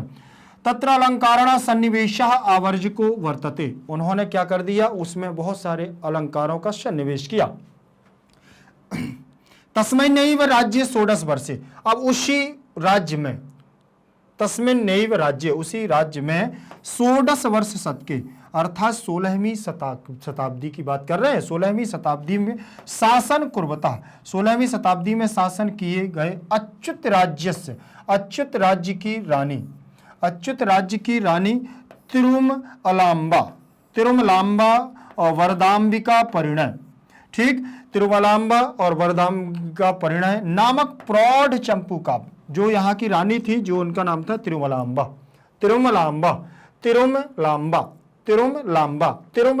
नाम की रानी जो थी वो अच्युत राज्य की रानी थी। उन्होंने वरदाम्बिका परिणय नामक एक प्रौढ़ चंपू काव्य की क्या की, रचना की। तत्र माने वहां संस्कृत गद्यस, उन्होंने वहां पर संस्कृत गद्यों की छटा बिखेरी, अर्थात छंद गद्य काव्य में लिखा, पूरा गद्य ही गद्य लिखा, पद्य नहीं लिखा, गायन शैली में नहीं किया। समस्त पदावल्या, समस्त पदों में, सभी समस्त पदों में ललित पद विन्यासेन, अर्थात ऐसे पदों का विन्यास किया जो ललित थे, अर्थात ऐसे कि लोगों को लालित्य करने वाले थे। चा अतीव शोभते, जो बहुत ही अधिक शोभनीय थे और अच्छे लगने वाले थे। संस्कृत साहित्य में प्रयुक्त दीर्घतमा, मतलब लंबे समय तक, समस्त पदमपि तत्रैव लभ्यते, अर्थात वहां पर दीर्घ समय तक, बहुत लंबे समय तक पदों वहां पर क्या है, ये पद प्राप्त हुए और प्राप्त होते रहे। अब देखें यहां पर उन्होंने क्या किया, तस्मिन् नेव, तस्मिन् प्लस फिर एव बराबर तस्मिन् नेव, राज्य में सप्तमी विभक्ति का एक वचन लगा है, राज्य, जैसे रामे वैसे ही राज्य, राज्य में सप्तमी विभक्ति का एक वचन है। 16 शतके में भी सप्तमी विभक्ति का एक वचन लग गया है। देखिए जरा, शासनम में द्वितीय विभक्ति कुर्वतः किया, अच्युत राज्यस्य में षष्ठी विभक्ति का एक वचन लगा हुआ है, राज्ञी, रानी तिरुमलांबा, रानी मतलब रानी तिरुमलांबा, वरदाम्बिका परिणय नामकम माने नामक, प्रौढ़ माने बहुत पुराना प्राचीन, चंपू काव्यम, चंपू काव्य मतलब चंपू काव्य, अरचयत माने रचा। तत्र अव्यय है हमारा, संस्कृत गद्यस्य में षष्ठी विभक्ति लगी हुई है और समस्त पदावल्या, तो इसमें हमारी षष्ठी विभक्ति लगी। ललित पद विन्यासेन में तृतीय विभक्ति का एक वचन, चा अतीव बराबर चातीव, तो यहां दीर्घ संधि हो गई, चा प्लस अतीव बराबर चातीव, ठीक है, ध्यान रखना, चातीव, ये हमारा दीर्घ संधि। शोभते शोभेते शोभन्ते, ये हमारी कर्मवाच्य की क्रिया होगी, शोभ, ठीक है ना, अच्छी लगने के अर्थ में। और संस्कृत साहित्य में सप्तमी विभक्ति का एक वचन फिर से लग गया, प्रयुक्तम माने प्रयोग, दीर्घ तमम माने दीर्घ, और यहाँ तमप प्रत्यय लगा हुआ है। समस्त पदम अपि तत्रैव में दीर्घ संधि लगी, वृद्धि संधि लगी हुई है, तत्र प्लस एव बराबर तत्रैव, लभ्यते लभ्येते लभ्यन्ते, ये हमारी कर्मवाच्य की क्रिया है, लब धातु है, इसमें ध्यान रखना, ठीक। आगे उन्होंने दिया हुआ है, आगे इसका अर्थ देखें, विजयनगर के राजा ने संस्कृत भाषा की रक्षा के लिए, विजयनगर के राजा ने संस्कृत भाषा की रचना के लिए प्रयास किया, वह ज्ञात ही है। उनके अंतापुर में संस्कृत के कुशल रचनाकार हुए। 14वीं शताब्दी में कंपन राज्य की रानी गंगा देवी मधुरा विजयम नामक महाकाव्य की अपनी स्वामी विजय घटना के आश्रय में रचना की, उसमें अलंकारों का सुंदर सुंदर उन्होंने प्रयोग कर दिया। उनके ही राज्य में 16वीं शताब्दी, उसी राज्य में 16वीं शताब्दी में राज्य करते हुए अच्युत राय की अच्युत राज्य की रानी तिरुमलांबा ने वरदाम्बिका परिणय नामक एक विशाल चंपू काव्य की क्या की रचना की। उसमें संस्कृत गद्य की छटा तथा सुंदर पदविन्यास अति रमणीय है। मतलब ऐसे पदविन्यास जिनको देखकर के लोग पढ़ने पर मजबूर हो जाते हैं। संस्कृत साहित्य में लंबे समय तक पदों का प्रयोग उसी में हुआ है, अर्थात पूरे साहित्य में फिर जैसे ये पदविन्यास चले, ये लंबे समय तक फिर इन्हीं प्रकार के पदविन्यासों पर पूरी संस्कृत साहित्य में रचना होती रही। ठीक, फिर इसके बाद देखेंगे आधुनिक काले, आधुनिक समय में संस्कृत लेखिकासु पंडिता क्षमाराव। देखिए ये लिखा हुआ है नवति अष्टशतकम नवति अधिका एक सहस्त्रम। ठीक, अर्थात 890 अधिक है जो एक हजार से, वो 1000 से, तो इसको टोटल पढ़ेंगे हम क्या पढ़ेंगे 1890। इसी प्रकार से यहां पढ़ेंगे 953 अधिका एक सहस्त्राणी, 1000 से 953 अधिक। ठीक, तो 1890 से 1953 ईस्वी नामधेया विदुषु अतीव प्रसिद्धा तया स्वापितु शंकर पांडुरंग पंडितस्य महतो विदुषु जीवन परिचयम शंकर चरितम इति रचितम। यहां पर ध्यान देंगे, उन्होंने कहा आधुनिक काल में, तो आधुनिक का मतलब हमारा कब से आधुनिक काल शुरू हुआ है, ये हम 1800 ईस्वी से मान सकते हैं। देखिए 1800 लिखा है ना, तो आधुनिक काल हमारा 1800 से ही माना जाता है। 1800 के बाद 1800 ईस्वी के बाद जितने भी हमारे कवि आए सब आधुनिक काल के कवि माने गए। इसके पहले हम लोग सब क्या है उसमें चले जाते हैं प्राचीन काल में। देखिए यहां पर उन्होंने कहा आधुनिक काल में संस्कृत लेखिकासु, तो यहां पर सप्तमी का एक वचन, यहां सप्तमी का बहुवचन लगा हुआ है। लेखिकासु माने संस्कृत लेखिकाओं में एक पंडिता क्षमाराव नामधेया, पंडिता क्षमाराव की नाम की एक विदुषी माने विद्वान अतीव प्रसिद्ध, बहुत प्रसिद्ध हुई। ठीक, पंडिता क्षमाराव नाम की एक जो विद्वान विदुषी थी, तो ये विदुषी शब्द आया है, स्त्रीवाची है, इसीलिए विदुषी आया है। ठीक, बहुत विदुषी थी, बहुत प्रकांड विद्वान थी वो, अतीव प्रसिद्ध और प्रसिद्ध भी हुई। कब से कब तक? 1890 से 1953 ईस्वी तक इनका नाम बहुत अधिक मात्रा में चला। तया माने उनके द्वारा अपने ही, उनके पिता, स्वपितु माने अपने ही पिता, शंकर पांडुरंग, जो तया मतलब उनके द्वारा अपने ही पिता शंकर पांडुरंग पंडितस्य, जो पंडित थे। ठीक, शंकर पांडुरंग पंडित की महतो विदुषा जीवन चरिता, उनकी महान विद्वता, उनकी महान विदुषी कि जीवन चरित्र पर एक उन्होंने क्या लिख दिया, शंकर चरितम नामक एक ग्रंथ लिखा। शंकर चरितम इति रचितम, अर्थात शंकर चरितम नामक एक ग्रंथ उन्होंने लिखा। ठीक, यहां पर देखेंगे, आगे देखें, यहां तया तहताम तया लिखा हुआ है तो तृतीय विभक्ति लगी हुई है, ध्यान रखना। स्व पितु में षष्ठी विभक्ति लगी हुई है। पिता के रूप चलेंगे, पिता पितरम पित्रा पितृ, पिता पितरम पित्रा पित्रे पितुः पितु पितरी हे पिता, तो ये षष्ठी विभक्ति और पंचमी में बनता है। तो अपने पिता शंकर पांडुरंग पंडितस्य के महान विदुषी जीवन चरित्र पर शंकर चरित नामक एक ग्रंथ उन्होंने लिखा। गांधी दर्शन प्रभाविता सा सत्याग्रहिता, और गांधी दर्शन से प्रभावित होकर के वह, सा लगा हुआ है, यहाँ कोई नाम नहीं आया है, तो उन्होंने कहा गांधी दर्शन से प्रभाविता, गांधी दर्शन प्रभाविता सा सत्याग्रहिता, गांधी दर्शन से प्रभावित होकर के उन्होंने एक सत्याग्रह गीता की भी क्या कर दी, रचना की। सत्याग्रह गीता की रचना की, तो मीरा लहरी की भी उन्होंने रचना कर दी, कथा मुक्तावली की भी रचना कर दी, विचित्र परिसाद्यत्रा इसकी भी उन्होंने रचना की, ग्राम ज्योति की भी रचना की, इत्यादि नो, मतलब इस प्रकार के इतने ग्रंथों की उन्होंने रचना। अनेकान गद्यम पद्य ग्रंथान प्रणीतवती, और अनेक प्रकार से उन्होंने गद्य और पद्य ग्रंथों के द्वारा प्रणीत किए, या ग्रंथों से प्रणीत किए, मतलब रचे गए, उनके द्वारा बहुत सारे ग्रंथ रचे गए।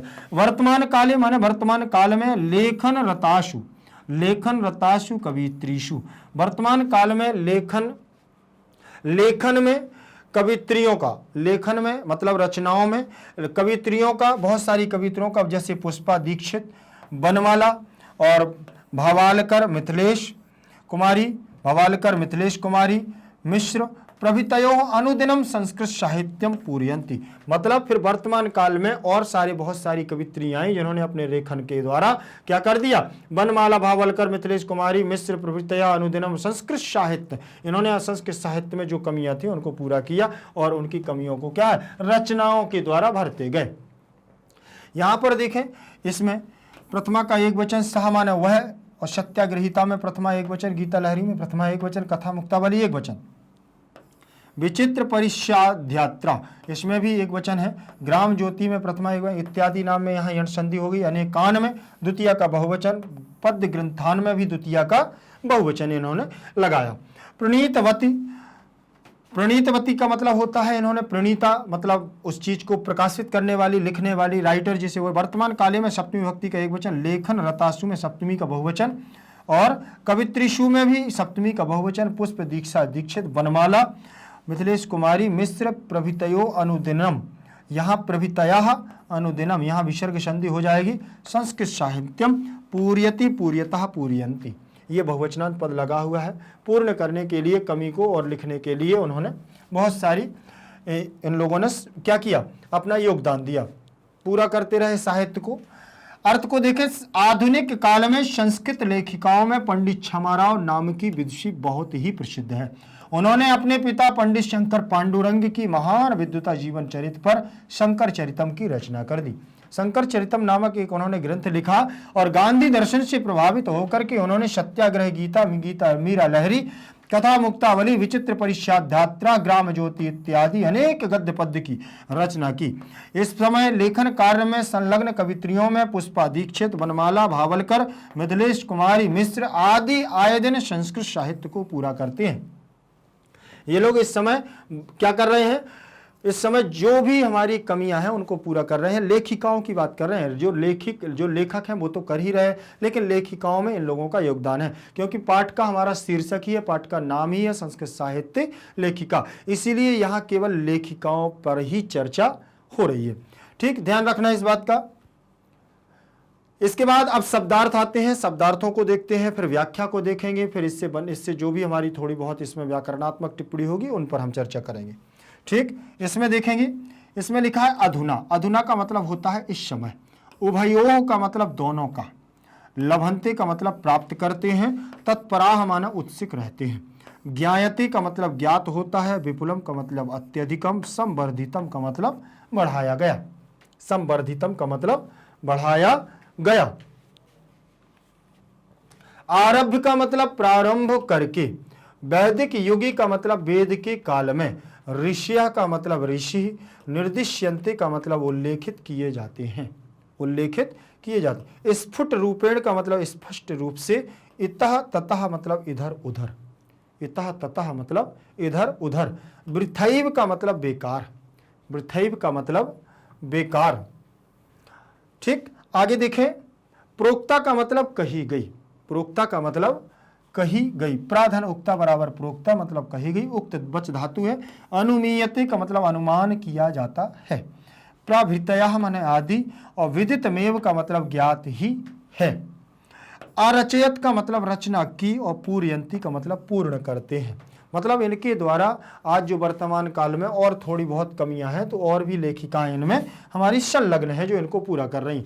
ये संस्कृत की व्याख्या होगी, संस्कृत का शब्द होगा और संस्कृत में ही उसकी व्याख्या होगी। अधुना शब्द दिया हुआ है जिसका देखें व्याख्या होगी अस्मिन् समये, मतलब इसी समय, उभयो मतलब द्वयोः, क्योंकि उभयो जो शब्द लगा हुआ है हमारा षष्ठी का द्विवचन लगा हुआ है, द्वयोः, लभन्ते प्राप्नुवन्ति, लब धातु भी प्राप्त करने के अर्थ में होती है और आप धातु भी हमारी प्राप्त करने के अर्थ में होती है। इसमें प्रा उपसर्ग लगा हुआ है, ये भी हमारा बहुवचनांत पद है, ये भी हमारा बहुवचनांत पद है।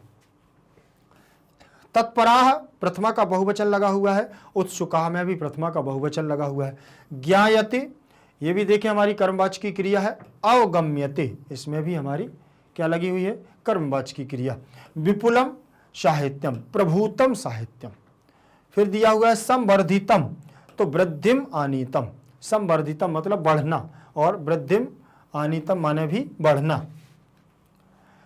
आरब्ध का मतलब होता है आरंभ करना, उपक्रम करना। वैदिक युगे माने वैदिक युग में, वेदस्य काले माने वैदिक के काल में। और ऋषिया माने बहुत सारे ऋषि, मंत्र दृष्टारा जिन्हें हम मंत्र उच्चारण करने वाला कहते हैं ऋषि। और निर्दिश्यन्ते माने होता है उल्लिख्यन्ते, निर्देशित करना या उल्लेखित करना। स्फुट रूपेण माने स्फुट रूप से या स्पष्ट रूप से, स्पष्ट रूप से तो स्फुट रूपेण स्पष्ट रूपेण। इतः ततः, इतस्ततः, अस्मात् स्थानात्, तत् स्थानम प्रति इतस्ततः। वृथैव का मतलब होता है व्यर्थम, बेकार में, बेकार। वृथैव, आप लोगों ने श्लोक देखा होगा कि वृथैव दंडिना प्रोक्ता, वृथैव दंडिना प्रोक्ता सर्व शुक्ला सरस्वती, श्लोक आया है ना। इसके बाद दिया हुआ है प्रोक्ता माने कथिता, मतलब कहना। और अनुमीयते का मतलब अनुमानम क्रियते। प्रभृतयः आदयः विदितमेव ज्ञातमेव अरचयत, अरचयत शिक्षाम कृतवती पूरयन्ति माने पूर्तिम कुर्वन्ति, पूर्तिम कुर्वन्ति। इसके बाद कुछ संधियां दी हुई हैं, इन संधियों पर हम चर्चा करें। ठीक है बेटा, ध्यान से देखिएगा संधियों को।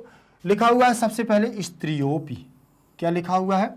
स्त्रियोपि। तो स्त्रियः धन अपि, क्या दिया हुआ है? स्त्रियः प्लस अपि दिया है। अब यहां पर जो विसर्ग के स्थान पर उ होगा वो उक्त संधि के अंतर्गत हमारा चला जाएगा। किसके अंतर्गत? उक्त संधि के अंतर्गत। तो स्त्रियः तो उ हो जाएगा, तो कौन सी संधि होगी यहां? उक्त संधि, उक्त संधि। ठीक, विसर्ग भी आप लिख सकते हैं, अगर उक्त संधि नहीं आपसे मिलता है तो आप विसर्ग संधि लगा सकते हैं, इसमें ध्यान रखना। तो स्त्रियः मतलब विसर्ग के स्थान पर उ हो गया और अपि हमारा ये रहेगा। अब यहाँ पर क्या हुआ है कि इसका आ और इसका उ दोनों मिलकर के यहाँ ओ गुण करेंगे तो ये हो जाएगा हमारा क्या? स्त्रियों। क्या हो जाएगा? स्त्रियों। और अवग्रह चिन्ह आएगा तो ये हमारा अवग्रह के रूप में, हमारा अवग्रह के रूप में चला जाएगा। ठीक, तो स्त्रियोपि बन गया, बन गया ना, स्त्रियोपि। ठीक, आगे देखेंगे। इसके बाद दिया हुआ है प्राचीन कालादेव, तो प्राचीन कालात प्लस एव दिया हुआ है। ठीक, यहां क्या दिया है? प्राचीन, प्राचीन कालात, प्राचीन कालात प्लस एव, प्राचीन कालात प्लस एव दिया हुआ है। तो अब यहां पर सबसे पहले तो हम ये जाने कि कौन सी संधि है, तो इसमें हल संधि है। हल संधि के अंतर्गत और कौन सी संधि आ जाएगी जो इसी का भेद होगी, तो जिसे हम कह सकते हैं जस्तु संधि। क्या कह सकते हैं? जस्तु संधि। अब जस्तु संधि का सूत्र भी इसमें काम करेगा हमारा, तो लगेगा सूत्र झलाम जस झसी, झलाम झस झसी। तो ये हमारा सूत्र काम करेगा। तो इसका काम है कि पहले वर्ण का क, च, ट, त और प, ये हमारे पहले वर्ण के सभी वर्गों के पहले वर्ण हैं। पहले वर्ण का तीसरे वर्ण में परिवर्तन, अगर का है तो का खा गा में परिवर्तन हो जाएगा, चा छा जा में परिवर्तन हो जाएगा, टा ठा डा में परिवर्तन हो जाएगा, ता था दा में परिवर्तन हो जाएगा, पा फा बा में परिवर्तन हो जाएगा। पहले वर्ण, अगर पहला वर्ण आता है पहली हमारे पहले पद में, तो समझ लेना कि ये हमारा तीसरे वर्ण में परिवर्तन होने वाला है। जैसे यहाँ ता दिया है तो ता वर्ग का परिवर्तन तीसरे वर्ण में होगा, तो क्या हो जाएगा? देखो बेटा, ता था दा, दा में परिवर्तन करेंगे तो ये हो जाएगा हमारा प्राचीन कालाद, प्राचीन कालाद हो गया। अब यहां पर दिया हुआ है एव, तो कुछ नहीं करना है, ये आधा है तो इसको हटा दें, एक ही मात्रा इस पर लगा देंगे तो यहां से चला जाएगा। लास्ट में वा बचा है तो वा को इसमें हम क्या कर देंगे? जोड़ देंगे। तो क्या हो गया? प्राचीन काला देव। तो कौन सी संधि है इसमें? हल संधि। और अंदर से पूछता है तो आप बता सकते हैं जस्तु संधि। सूत्र पूछता है तो झलाम जस झसी बता सकते हैं। और नियम पूछता है तो आप कह सकते हैं पहले वर्ण का तीसरे वर्ण में परिवर्तन। आपको इसमें इन्वॉल्व इसलिए नहीं कर रहा हूं क्योंकि थोड़ा सा जटिल है आपको, ठीक है ना। क्योंकि आपकी व्याकरण में इतना गहराई से नहीं पूछेगा, साधारण व्याकरण है आपकी 10th क्लास की, तो वो पूछेगा तो इतना पूछेगा संधि कौन सी है, सूत्र कौन सा है और इसका नियम क्या है, तो आप सीधा सीधा इसमें सीधा बता सकते हैं। ठीक है, फिर इसके बाद दिया हुआ है न्यूनाधिकम, न्यून प्लस अधिकम बराबर न्यूनाधिकम, न्यून प्लस अधिकम, न्यून प्लस अधिकम दिया हुआ है। अब यहां से ले लिया आ, नाम ऐसे क्या ले लिया आ, और अधिकम का भी क्या ले लिया आ, तो दोनों को मिलाया क्या बन गया, बड़ा आ, बड़ा आ बन गया कि नहीं बन गया। अब यहां पर क्या है, तो जब बड़ा आ बना तो इससे ये स्पष्ट हो गया कि यहां दीर्घ संधि है। कौन सी संधि है, दीर्घ संधि, दीर्घ संधि हो जाएगी यहां। अब दीर्घ संधि का सूत्र कौन सा है, ये सारी चीजें आपको ध्यान से देखते जाना है। अकह सवर्णे दीर्घा, अकह सवर्णे दीर्घा। ठीक है बेटा, अब यहां दीर्घ संधि हो गई तो इसका नियम थोड़ा सा देख लें। ये कहता है पहले पद में छोटा आ या बड़ा आ, उसके बाद दूसरे पद में भी छोटा आ या बड़ा आ, अगर परस्पर आते हैं, आमने सामने आते हैं, तो बड़ा आ बन जाता है दोनों मिल करके। ठीक है, इसी प्रकार से छोटा ऊ या बड़ा ऊ, छोटा ऊ या बड़ा ऊ, दोनों आमने सामने हो तो बड़ा ऊ बनता है। फिर इसके बाद छोटी ई,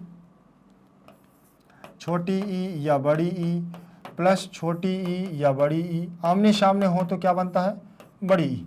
बस इतनी सी अगर प्रोसेस आप समझ जाएंगे दीर्घ संधि की। सवर्ण का मतलब होता है समान वर्ण, आपस में अगर आमने सामने होते हैं। ठीक, वैसे ये अक हमारा प्रत्याहार होता है, प्रत्याहार के आधार पर मैं आप लोगों को इसमें ज़्यादा नहीं इन्वॉल्व कर रहा हूँ, सीधे सीधे बता रहा हूँ कि आमने सामने अगर एक ही जाति के वर्ण होते हैं, समान वर्ण होते हैं, बस इतना देख लेना कि आ है तो आ होना चाहिए, छोटा हो जाए या बड़ा हो जाए इससे कोई फर्क नहीं पड़ता है, वो आपको यहाँ दीर्घ संधि करवाएगा। बड़ा आ हो गया, न्यून शब्द में से ना में से क्या निकल गया है बेटा, ना में से हमारा निकला ना, आ निकल गया है तो ना हमारा आधा हो जाएगा, और ये आ बन गया है तो यहाँ आ जाएगा बीच में, और अधिकम का आ निकल चुका है तो आ देखें यहाँ धी कम, इतना बचेगा हमारा धी कम बचेगा।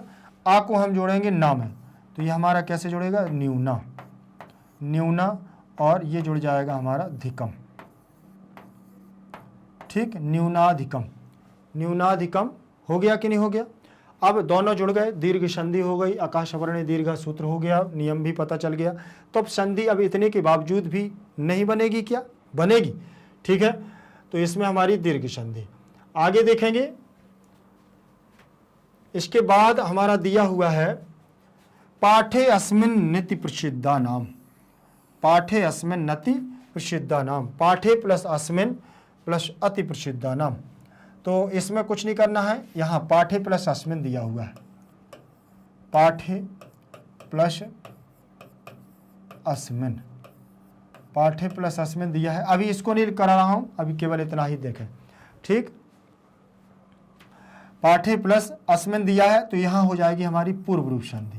कौन सी संधि हो जाएगी यहाँ, पूर्व रूप संधि, पूर्व रूप संधि होगी यहाँ। ठीक, यहाँ सूत्र हमारा लगेगा एंगः पदान्ताद्दति, एंगा पदान्ताद्दति, ये सूत्र रहेगा। ये सूत्र हमारा कहता है, क्या कहता है कि पहले पद में ए और उसके बाद ए या ओ और उसके बाद हमारा ह्रस्व आ, छोटा आ जाए तो कुछ नहीं करना है, ए और ओ को देख करके आ का अवग्रह हमें परिवर्तन करना है। अवग्रह का मतलब होता है खंडाकार, जल तुम्बिका न्यायन रेफस से ऊर्ध्वगमनम रकार के लिए, उसी प्रकार से चंपक पुष्पक न्यायन खंडाकारो न विधीयते। इस प्रकार से हमारा ये देखिए पाठ, पाठ में ए की मात्रा लगी है तो ए आ गया और आ आएगा तो अवग्रह के रूप में हमारा इसमें जुड़ेगा, मतलब आ का परिवर्तन अवग्रह में परिवर्तन होगा और ये हमारा सीधा सीधा इसमें वर्ण सम्मेलन कृत्य करेगा, मिलेगा। लेकिन एक बात ध्यान रख लेना कि इसका उच्चारण करते समय इसको आ नहीं पढ़ेंगे। कैसे पढ़ेंगे, जैसे ये लिखा पाठे अस्मिन्, तो आ को आप सीधा पढ़ रहे हैं क्योंकि ये दोनों पद अलग अलग हैं, इस बात का ध्यान रखना। अब यहां पर जो दिया हुआ है आ, तो ये हमारा किस में परिवर्तन कर गया, खंडाकार आ में। ठीक, तो इसको पढ़ेंगे पाठ्यस्मिन्, पाठे अस्मिन्, पाठे अस्मिन्। ठीक, आ आपको समझ में आना चाहिए, सामने वाले को नहीं, जिसके सामने आप बोल रहे हो। इतना ध्यान रखना। क्यों? क्योंकि अगर आप ये सामने, जैसे मैंने बोला पाठे अस्मिन, तो आपको समझ में आ गया आ बोल रहे हैं सर, समझ में आया कि नहीं। लेकिन मैंने बोला पाठे अस्मिन, पाठे अस्मिन, तो आपको समझ में आना चाहिए कि आप बोल रहे हैं मुंह के अंदर, लेकिन सामने वाले को स्पष्ट रूप से सुनाई नहीं देना चाहिए। क्यों? क्योंकि जिस प्रकार से आप घर से निकलते हैं तो स्प्रे डाल के आते हैं कि नहीं आते? जब आपने स्प्रे डाला, आपने कौन सा डाला ये आपको पता होना चाहिए। सामने वाला तो केवल खुशबू मात्र से पता करे कि इसमें कौन सा डाला। आप ड्यू डाल के आए हैं, आप जेड का डाल के आए हैं, आप वाइल्ड स्टोन डाल के आए हैं, आप कौन सा डाल करके आए हैं, ये सामने वाला उसको महसूस करके बताए, आपके द्वारा नहीं उसको पता चलना चाहिए। ये बात ध्यान रखना। उसी प्रकार से इसके लिए उन्होंने सूक्ति भी बतलाई है। कैसे? चंपक पुष्पक न्यायेन खंडाकारो न विधीयते। अर्थात जैसे आपके घर के पास में चंपक पुष्पक का, समझ रहे ना, चंपा चमेली का कभी नाम सुना? चंपा के जो गजरे में फूल लगाए जाते हैं, देखा है ना, साउथ इंडियन साइड में जो गजरे का फूल लगाते हैं ना, तो जैसे आप सीधे सीधे बोलते हैं हीरोइन वगैरह लगाती है ना, ठीक, महिलाएं लगाती हैं गजरे का फूल, तो वो चंपा चमेली के फूल लगाते हैं जिनकी बहुत अच्छी खुशबू होती है। तो चंपा चमेली का पौधा अगर अपने दरवाजे पर लगा हुआ है और वो बढ़िया से फूल दे रहा है, उसको कट कर दो और पौधे को काट करके फेंक देना, तो वहाँ जो खुशबू है वो कम से कम नहीं है तो 2 से 4 दिन, 8 दिन, 10 दिन, महीनों तक रहेगी। और लोग बाग आकर के बता देंगे कि भाई वो पौधा लगा था जहाँ खुशबू आ रही है, यहाँ लेकिन दिख नहीं रहा है। तो वही है चंपक पुष्पक न्यायेन खंडाकारो न विधीयते। समझ में आया ना बेटा? तो इस बात का ध्यान रहेगा।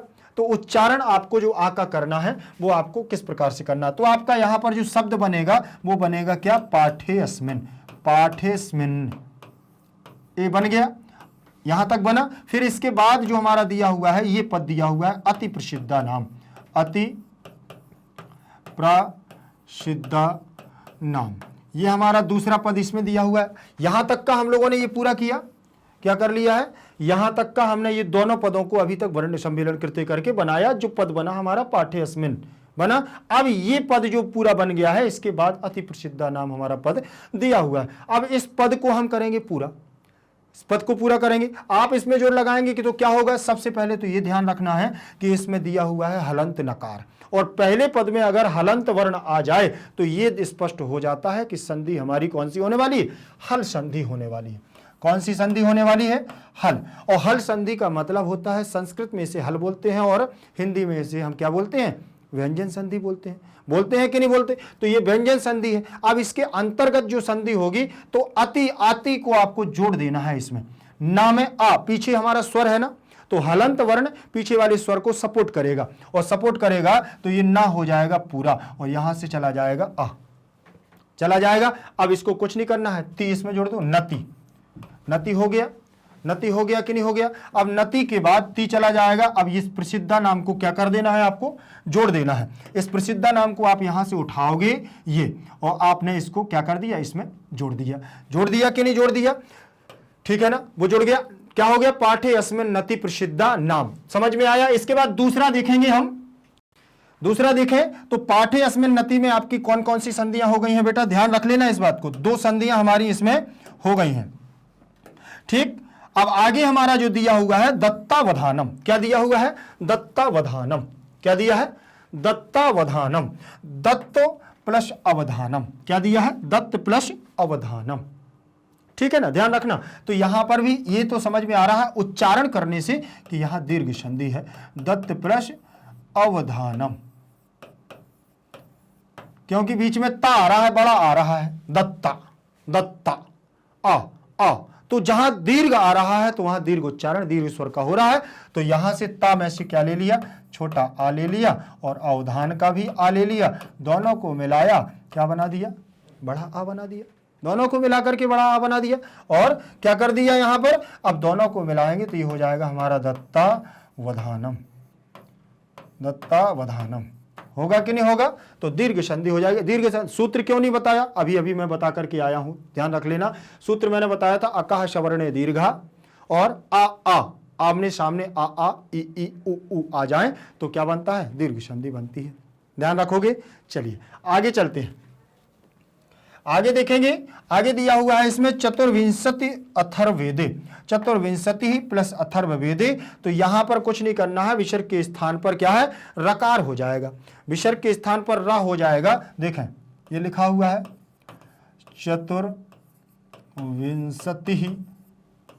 चतुर्विंशति प्लस अथर्ववेदे, अथर्ववेदे दिया है ना, चतुर्विंशति अथर्ववेदे। तो विसर्ग के स्थान पर करेंगे रा, क्या करेंगे, विसर्ग के स्थान पर करेंगे रा।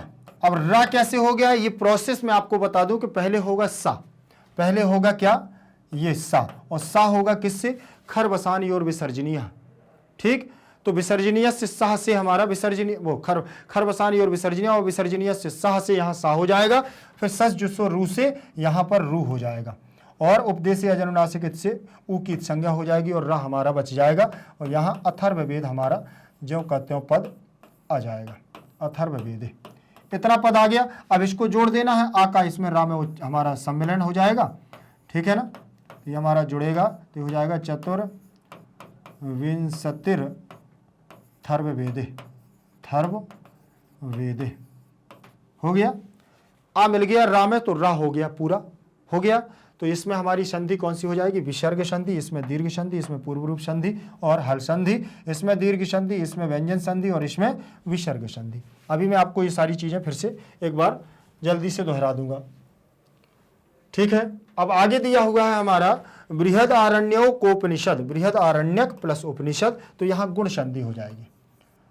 बृहद क्या दिया हुआ है, देखें जरा, बृहद हो गया, ठीक है। यहां हमारा जो रहेगा बृहद, क्या रहेगा, बृहद, देखो लिखा हुआ है आरण्यक, बृहदा अरण्यक, अरण्यक लिखा है ना, ये लिखा हुआ है। अगर आप चाहें तो यहां और भी संधि कर सकते हैं, क्या, बृहद अलग कर सकते हैं, आरण्यक अलग कर सकते हैं, और जोड़ करके दीर्घ संधि बना दें।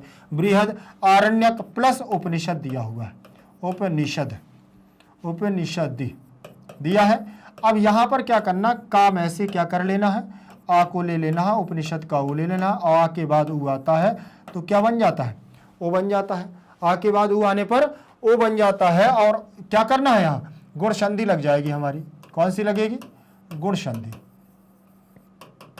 गुण संधि हो जाएगी, ठीक है बेटा। अब गुण संधि का नियम है कि आ के बाद ऊ आने पर या आ के बाद ई आने पर ए या ओ बनता है, तो इस ओ की मात्रा का में लग जाएगी। कैसे, ये लिखा हुआ है बृहदारण्य को, ओ की मात्रा लग जाएगी, लग जाएगी, और वहां से ऊ हट गया था तो प निषदि, प निषदि, ये हमारा इसमें जुड़ जाएगा, बृहदारण्यकोपनिषदि बनेगा। तो इसमें कौन सी संधि हो गई है, गुण संधि हो जाएगी, ठीक। चलिए आगे देखेंगे, आगे देख लीजिए आप,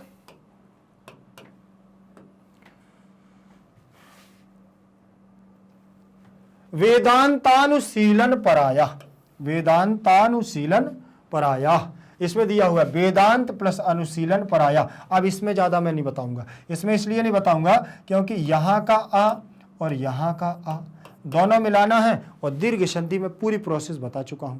दोनों को मिलाएंगे तो इस आ को दीर्घ लगा देंगे, यहां वेदांता नु शीलन पराया, पराया बनेगा कि नहीं बनेगा, वेदांतानुशीलन पराया बनेगा कि नहीं बनेगा। चलिए आगे देख लें। इसके बाद अष्ट शतकम, अष्टम शतकम इति अनुमीयते, देखें अष्टम शतकम इति अनुमीयते, तो यहां पर कुछ नहीं करना है, पहले ई को इसमें मां में मिला दो तो ई की मात्रा ऐसे लगेगी और ती, तो ये हमारा हो गया अष्टम शतकम मिति, ठीक। इसको यहां लिख दूं, ये लिखा हुआ है अष्टम शतकम मिति, इतना लिख दूं। फिर इसके बाद अब ये अनुमीयते यहां लगा दूं, अनुमीयते, अनुमीयते लिख गया। अब यहां पर जो संधि है ये यण संधि, यहां तो व्यंजन संधि मानी जाएगी। कौन सी संधि मानी जाएगी, व्यंजन संधि, सीधे सीधे व्यंजन का स्वर से मेल हो रहा है। यहां यण संधि होगी तो यण संधि का सूत्र हमारा कौन सा होगा, इको यणचि, कौन सा, इको यणचि, ये हमारा सूत्र है। और ये कहता है ई के स्थान पर या कर दो, तो यहां पर हो जाएगा अष्टम शतकम शतकम मिति, मिति में से देखें मी ता अलग हो जाएगा, ई अलग हो जाएगा, और क्या हो जाएगा हमारा अनुमीयते अलग हो जाएगा, अनुमीयते। ठीक है, अनुमीयते लिख गया, यही पद है हमारा, अनुमीयते यहाँ आ जाएगा। फिर इसके बाद क्या करना है, ई के स्थान पर या करेंगे तो यहाँ हो जाएगा अष्टम शतकम, अष्टम शतकम मी अधत्ता, और या हो जाएगा ई के स्थान पर, फिर हो जाएगा हमारा अनुमीयते।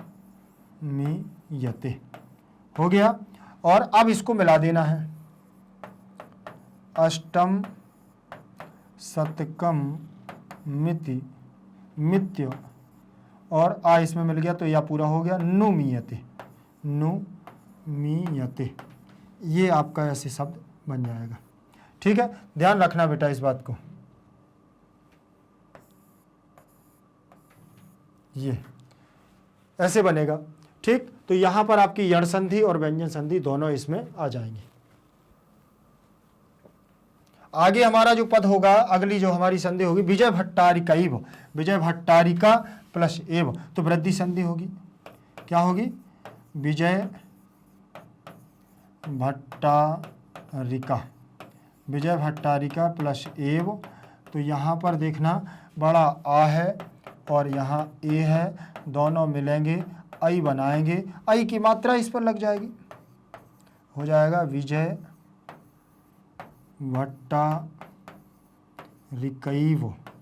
विजय भट्टारिकैव बन जाएगा, आई की मात्रा लग जाएगी, वह हमारा लास्ट का जुड़ जाएगा। तो कौन सी संधि होगी इसमें, वृद्धि संधि हो जाएगी, वृद्धि संधि। फिर इसके बाद दिया हुआ है तत्रालंकाराणाम, तत्र प्लस अलंकाराणाम, तत्र प्लस अलंकाराणाम दिया हुआ है।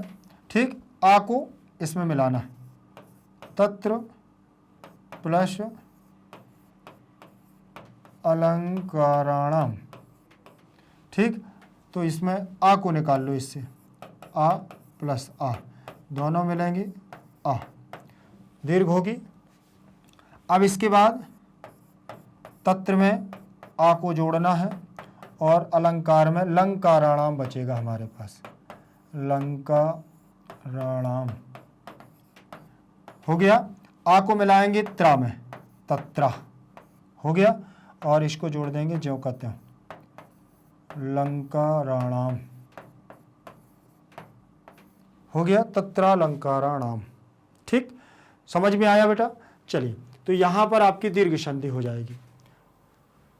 इसके बाद आगे दिया हुआ है प्रभृतयो अनुदिनम, प्रभृतयो निदिनम, तो यहां प्रभृतयः, प्रभृतयः प्लस अनुदिनम, अनुदिनम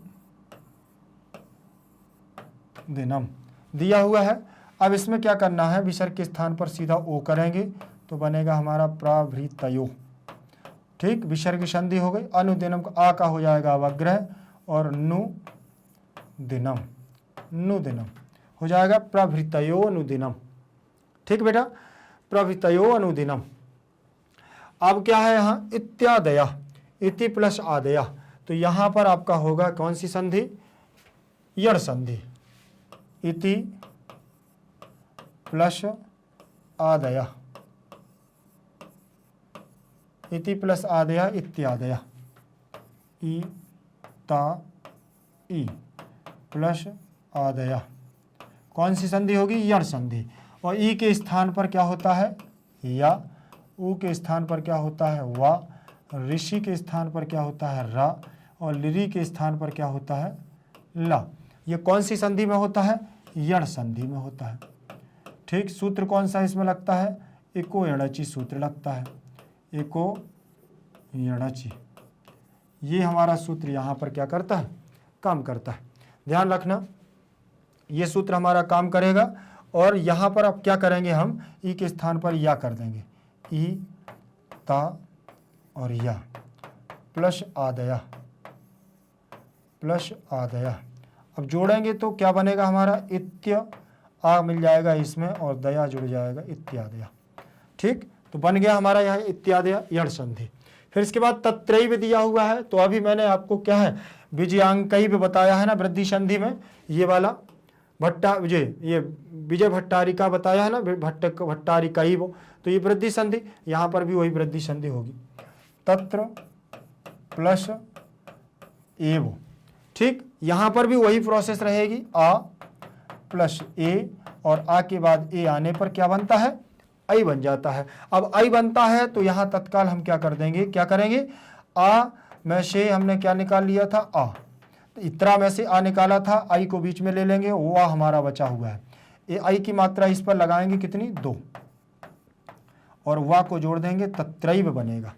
देखिए इसकी मात्राएं 2 होती हैं, इसकी मात्रा 1 होती है, ये दोनों अलग अलग है, इसकी मात्रा होगी 1 और इसकी मात्राएं होंगी 2, ध्यान रख लेना है। ठीक, इसीलिए वृद्धि संधि होती है। अब आगे देखें, इसके बाद दिया हुआ तस्मिन नेव, तो तस्मिन प्लस एव, तो तस्मिन नेव सीधे सीधे जुड़ जाएगा, तस्मिन नेव हमारा बन जाएगा। ठीक, व्यंजन संधि। आगे देखें, इसके बाद दिया हुआ है आसन नीति, आसन प्लस इति बराबर आसन नीति। ठीक, आसन नीति बन गया, नुटागम हो जाएगा और ई सीधा सीधा जुड़ जाएगा, व्यंजन संधि है। प्रोधन उक्ता, प्राधन उक्ता बराबर प्रोक्ता, यहाँ गुण संधि है, आ के बाद उ आने पर क्या बनता है, ओ बनता है, आ के बाद उ आने पर क्या बनता है, ओ बनता है, और ओ की मात्रा यहाँ लग जाएगी तो प्रो और आधा का और ता प्रोक्ता बन जाएगा। ध्यान रखना इस बात का। ठीक, अगर देखो आपको नहीं अगर समझ में आ रहा है तो कमेंट में जरूर आप लोग इतना लिख दिया करें कि सर फिर से आप बता दीजिए, क्योंकि अगर मुझे पता नहीं चलेगा तो कैसे समझ में आएगा। ये लिखा है ना, आ के बाद क्या हो गया है, ऊ हो गया, दोनों को देखा तो ओ हो गया कि नहीं हो गया।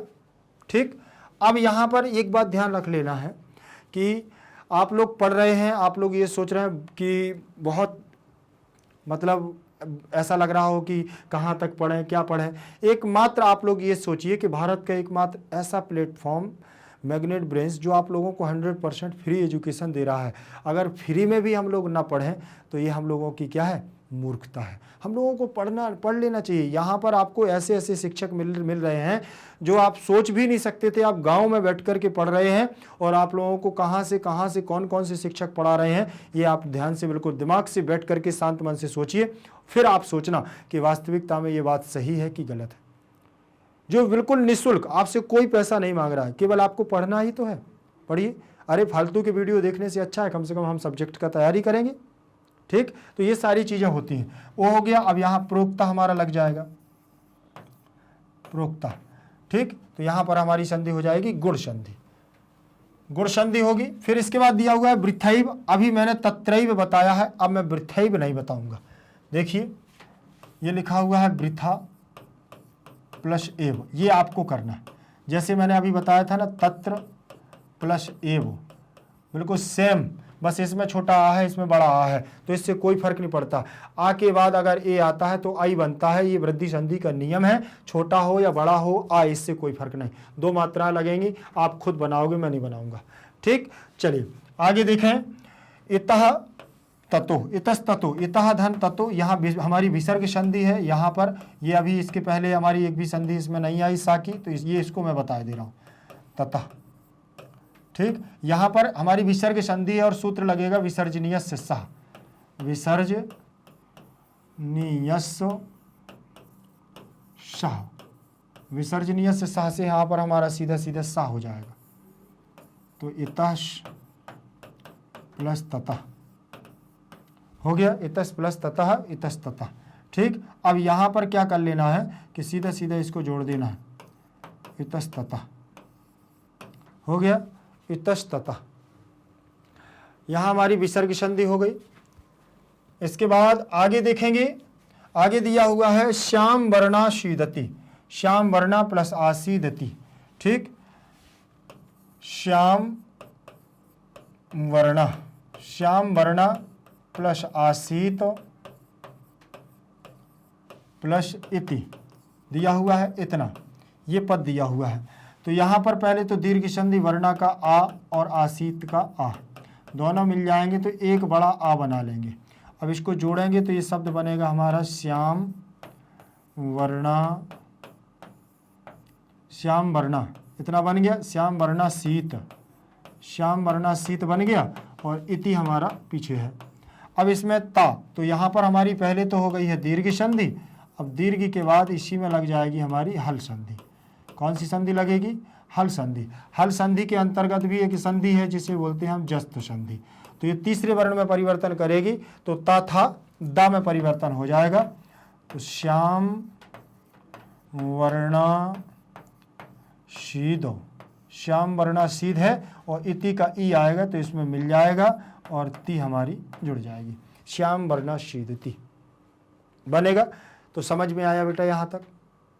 ठीक, चलिए आगे देखें, आगे देख लेंगे। इसके बाद हमारा रहेगा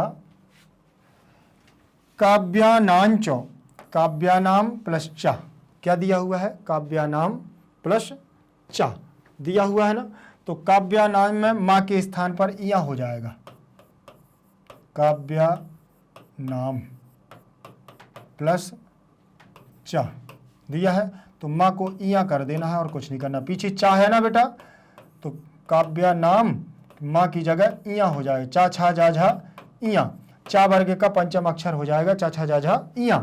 तो अब हमारा बनेगा काव्यानांच, ऐसे बन जाएगा, काव्यानांच बनेगा कि नहीं बनेगा? कोई दिक्कत नहीं। इसमें हमारी क्या हो जाएगी? अनुनासिक संधि, व्यंजन संधि हो गई। फिर इसके बाद दिया हुआ वैदिक कालाद आरभ्य, वैदिक कालात प्लस आरभ्य, तो यहाँ पर भी अभी जस्ट में करके आए ना यहाँ ताको दा, तो यहाँ कर देना ताको दा, तो ये हो जाएगा वैदिक कालात, तो ता की जगह दा हो जाएगा, और आरभ का आ मिल जाएगा, सो दा पूरा हो जाएगा, रब बचेगा तो इसमें जुड़ जाएगा, बन गया वैदिक कालाद आरभ्य। तो इसमें भी हमारी व्यंजन संधि होगी। और कहीं कोई दिक्कत, कोई समस्या? समासों पर चले? हाँ, चलिए समास पर चलते हैं। इसमें लिखा हुआ है संस्कृत साहित्य, तो संस्कृतस्य साहित्य बराबर षष्ठी तत्पुरुष समास। अब यहाँ पर षष्ठी तत्पुरुष समास क्या है? पहली बात तो आप तत्पुरुष समास के बारे में जान लें। तत्पुरुष समास कहता है उत्तर पद प्रधान तत्पुरुष, अर्थात जिसमें उत्तर पद हमारा प्रमुख होता है, मुख्य होता है, और दूसरा और प्रथम पद इसमें गौण माना जाता है, वही होता है हमारा क्या? तत्पुरुष समास। तत्पुरुष समास 6 भेदों में चलता है। कैसे? द्वितीय तत्पुरुष से चलता है, और हमारा कहाँ तक चलता है? सप्तमी तत्पुरुष समास तक चलता है। ठीक, तो उसी आधार पर यह हमारा समास है। और इसमें उन्होंने दिया हुआ है संस्कृत साहित्य में संस्कृतस्य साहित्य, संस्कृत का साहित्य, अर्थ निकलेगा संस्कृत का साहित्य, तो षष्ठी भक्ति लग गई, षष्ठी का कारक चिन्ह होता है का के की, तो संस्कृत का, तो षष्ठी तत्पुरुष समास। प्राचीन कालात, प्राचीन काल से, प्राचीन काल से पंचमी भक्ति लगी हुई है, प्राचीन काल से, तो जहां पर विशेषण विशेष बहुलम, काल कैसा है? प्राचीन है, समय कैसा है? प्राचीन, पुराने समय से, तो समय की बात आ जाए, वो विशेषण विशेष की बात आ जाए तो कर्मधारय समास होता है। तो प्राचीना चासौ कालात तस्मात् प्राचीन कालात, तो कर्मधारय समास आ गया है, क्योंकि विशेषण विशेष बहुलम, जहां विशेषण और विशेष की बहुलता पाई जाए वहां कर्मधारय समास होता है। वैदिक युगे वैदिकं तत् च युगम तस्मिन् कर्मधारय, यहां पर भी युग कैसा है? वैदिक युग है। युग कौन सा है? वेदों का है, इसीलिए वैदिक युग है। तो इसमें भी उत्तर पद प्रधान है, इसमें भी उत्तर पद प्रधान है। ठीक, लेकिन इसमें भी उत्तर पद प्रधान है, लेकिन ये विशेषण और विशेष की बात पर आ रहे हैं, ठीक है ना। और यहां पर केवल साहित्य, संस्कृत का साहित्य ऐसा सीधा निकल रहा है, इसीलिए इनमें कर्मधारय जा रहा है, उनमें उसमें षष्ठी था। इसमें लिखा आत्म तत्वम, आत्म तत्वम, आत्मनः तत्वम, आत्मा का तत्व, आत्मा रूपी तत्व, षष्ठी तत्पुरुष समास। स्वस्वामिना, स्वस्य स्वामिना षष्ठी, स्वयं का स्वामी, स्वयं का स्वामी। और जीवन चरितम, जीवनस्य चरितम, जीवन का चरित्र, षष्ठी तत्पुरुष समास। देखिए का चिन्ह आ रहा है ना षष्ठी का। स्वपितु, स्वया स्वस्य पितु, स्वयं के पिता, कौन? स्वयं के पिता का जीवन चरित्र लिखा था ना उन्होंने शंकर चरितम में, षष्ठी तत्पुरुष समास। किसने किसने लिखा था? विजय, उसने छमाराव, पंडिता छमाराव ने लिखा था, अपने पिता, विद्युता थी वो, बहुत ही विदुषी थी। फिर लिखा है नीलोत्पलम, नीलम चातत उत्पलम नीले हैं उत्पल अर्थात पंखुड़ी, अर्थात देखिए नीलोत्पल कमल का पर्यायवाची है, और जिसकी कमल की पंखुड़ियों की बात कर रहे हैं, जो कमल का फूल होता है उसमें जो पंखुड़ियां होती हैं उनकी बात, उत्पल उन्हीं को बोलते हैं। तो नीले हैं उत्पल जो कर्मधारय समास, इसमें भी विशेषता, कमल कैसा है, बोले नीलम, उत्पल कैसी, पंखुड़ियां कैसी हैं, बोले नीली। तो और रंगवाची जहां आ जाता है तो वहां तो आपको आंख बंद करके कर्मधारय लगा देना चाहिए, लाल नीला पीला हला काला पीला कुछ भी आ जाए, कृष्ण सर्पा कर्मधारय समास, ये विशेषण है। बस संख्यावाची विशेषण को छोड़ करके कोई भी आ जाता है विशेषण तो वहां कर्मधारय समास होता है। शास्त्रार्थ कुशला, तो शास्त्रार्थी कुशला, अब यहां पर देखिए शास्त्र में कुशल अर्थ निकल रहा, शास्त्र में आ रहा है तो सप्तमी विभक्ति का चिन्ह होता है में, इसलिए सप्तमी तत्पुरुष समास लग गया है इसमें।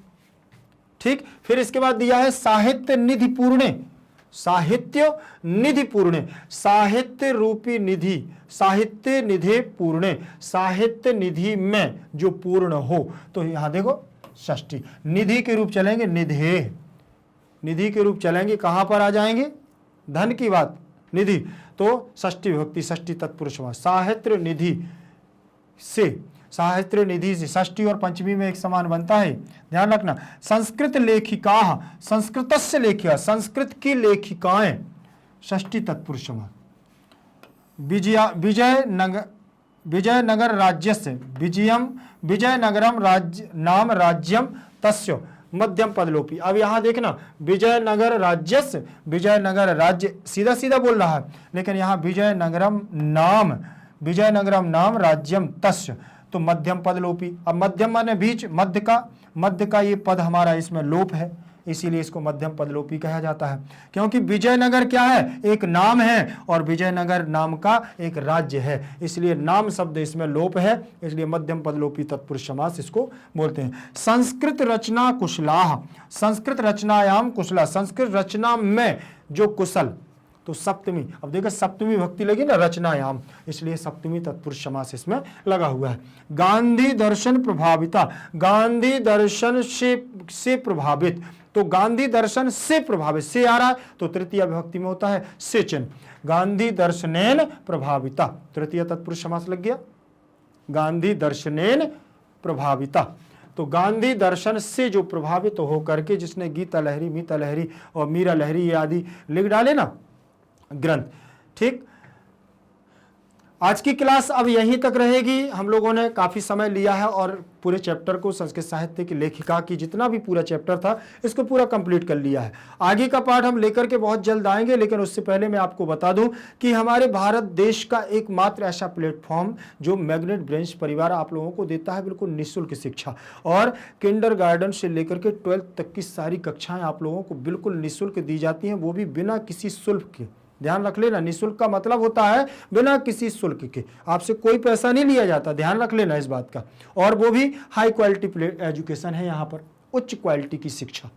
ठीक, और एक योग्य शिक्षक, एक से एक शिक्षक यहाँ पर इंदौर, भोपाल और दिल्ली और बाहर से हमारे जो शिक्षक आते हैं वो यहाँ पर पढ़ा रहे हैं और आप लोगों को यहाँ पर शिक्षा दे रहे हैं। तो ये मौका आपको चूकना नहीं है और इस मौके से कभी आपको वंचित भी नहीं रहना है। ध्यान रख लेना, आप किसी भी माध्यम के हो, चाहे आपका सीबीएसई इंग्लिश मीडियम हो, चाहे सीबीएसई आप हिंदी मीडियम से हो, आप यूपी बोर्ड से हो, बिहार बोर्ड से हो, एमपी बोर्ड से हो, कहीं से भी संबंध रखते हो, बस ध्यान रख लेना है कि आपको मैग्नेट ब्रेन्स परिवार बिल्कुल आप लोगों को फ्री पढ़ा रहा है। तो आप लोग भी मस्ती के साथ पढ़ते रहिएगा, और अगर नोट्सों की जरूरत पड़ती है तो नीचे जाइए आप लिंक पर, डिस्क्रिप्शन बॉक्स पर, तो आपको ई नोट्स और ई बुक्स के माध्यम से आपको नोट्स भी यहां से प्रोवाइड करा दिए जाएंगे। और ध्यान रखना, जो अभी हमारे परिवार के नए सदस्य हैं, अभी तक जिन्होंने चैनल को सब्सक्राइब नहीं किया है तो वो चैनल को सब्सक्राइब जरूर कर लेंगे।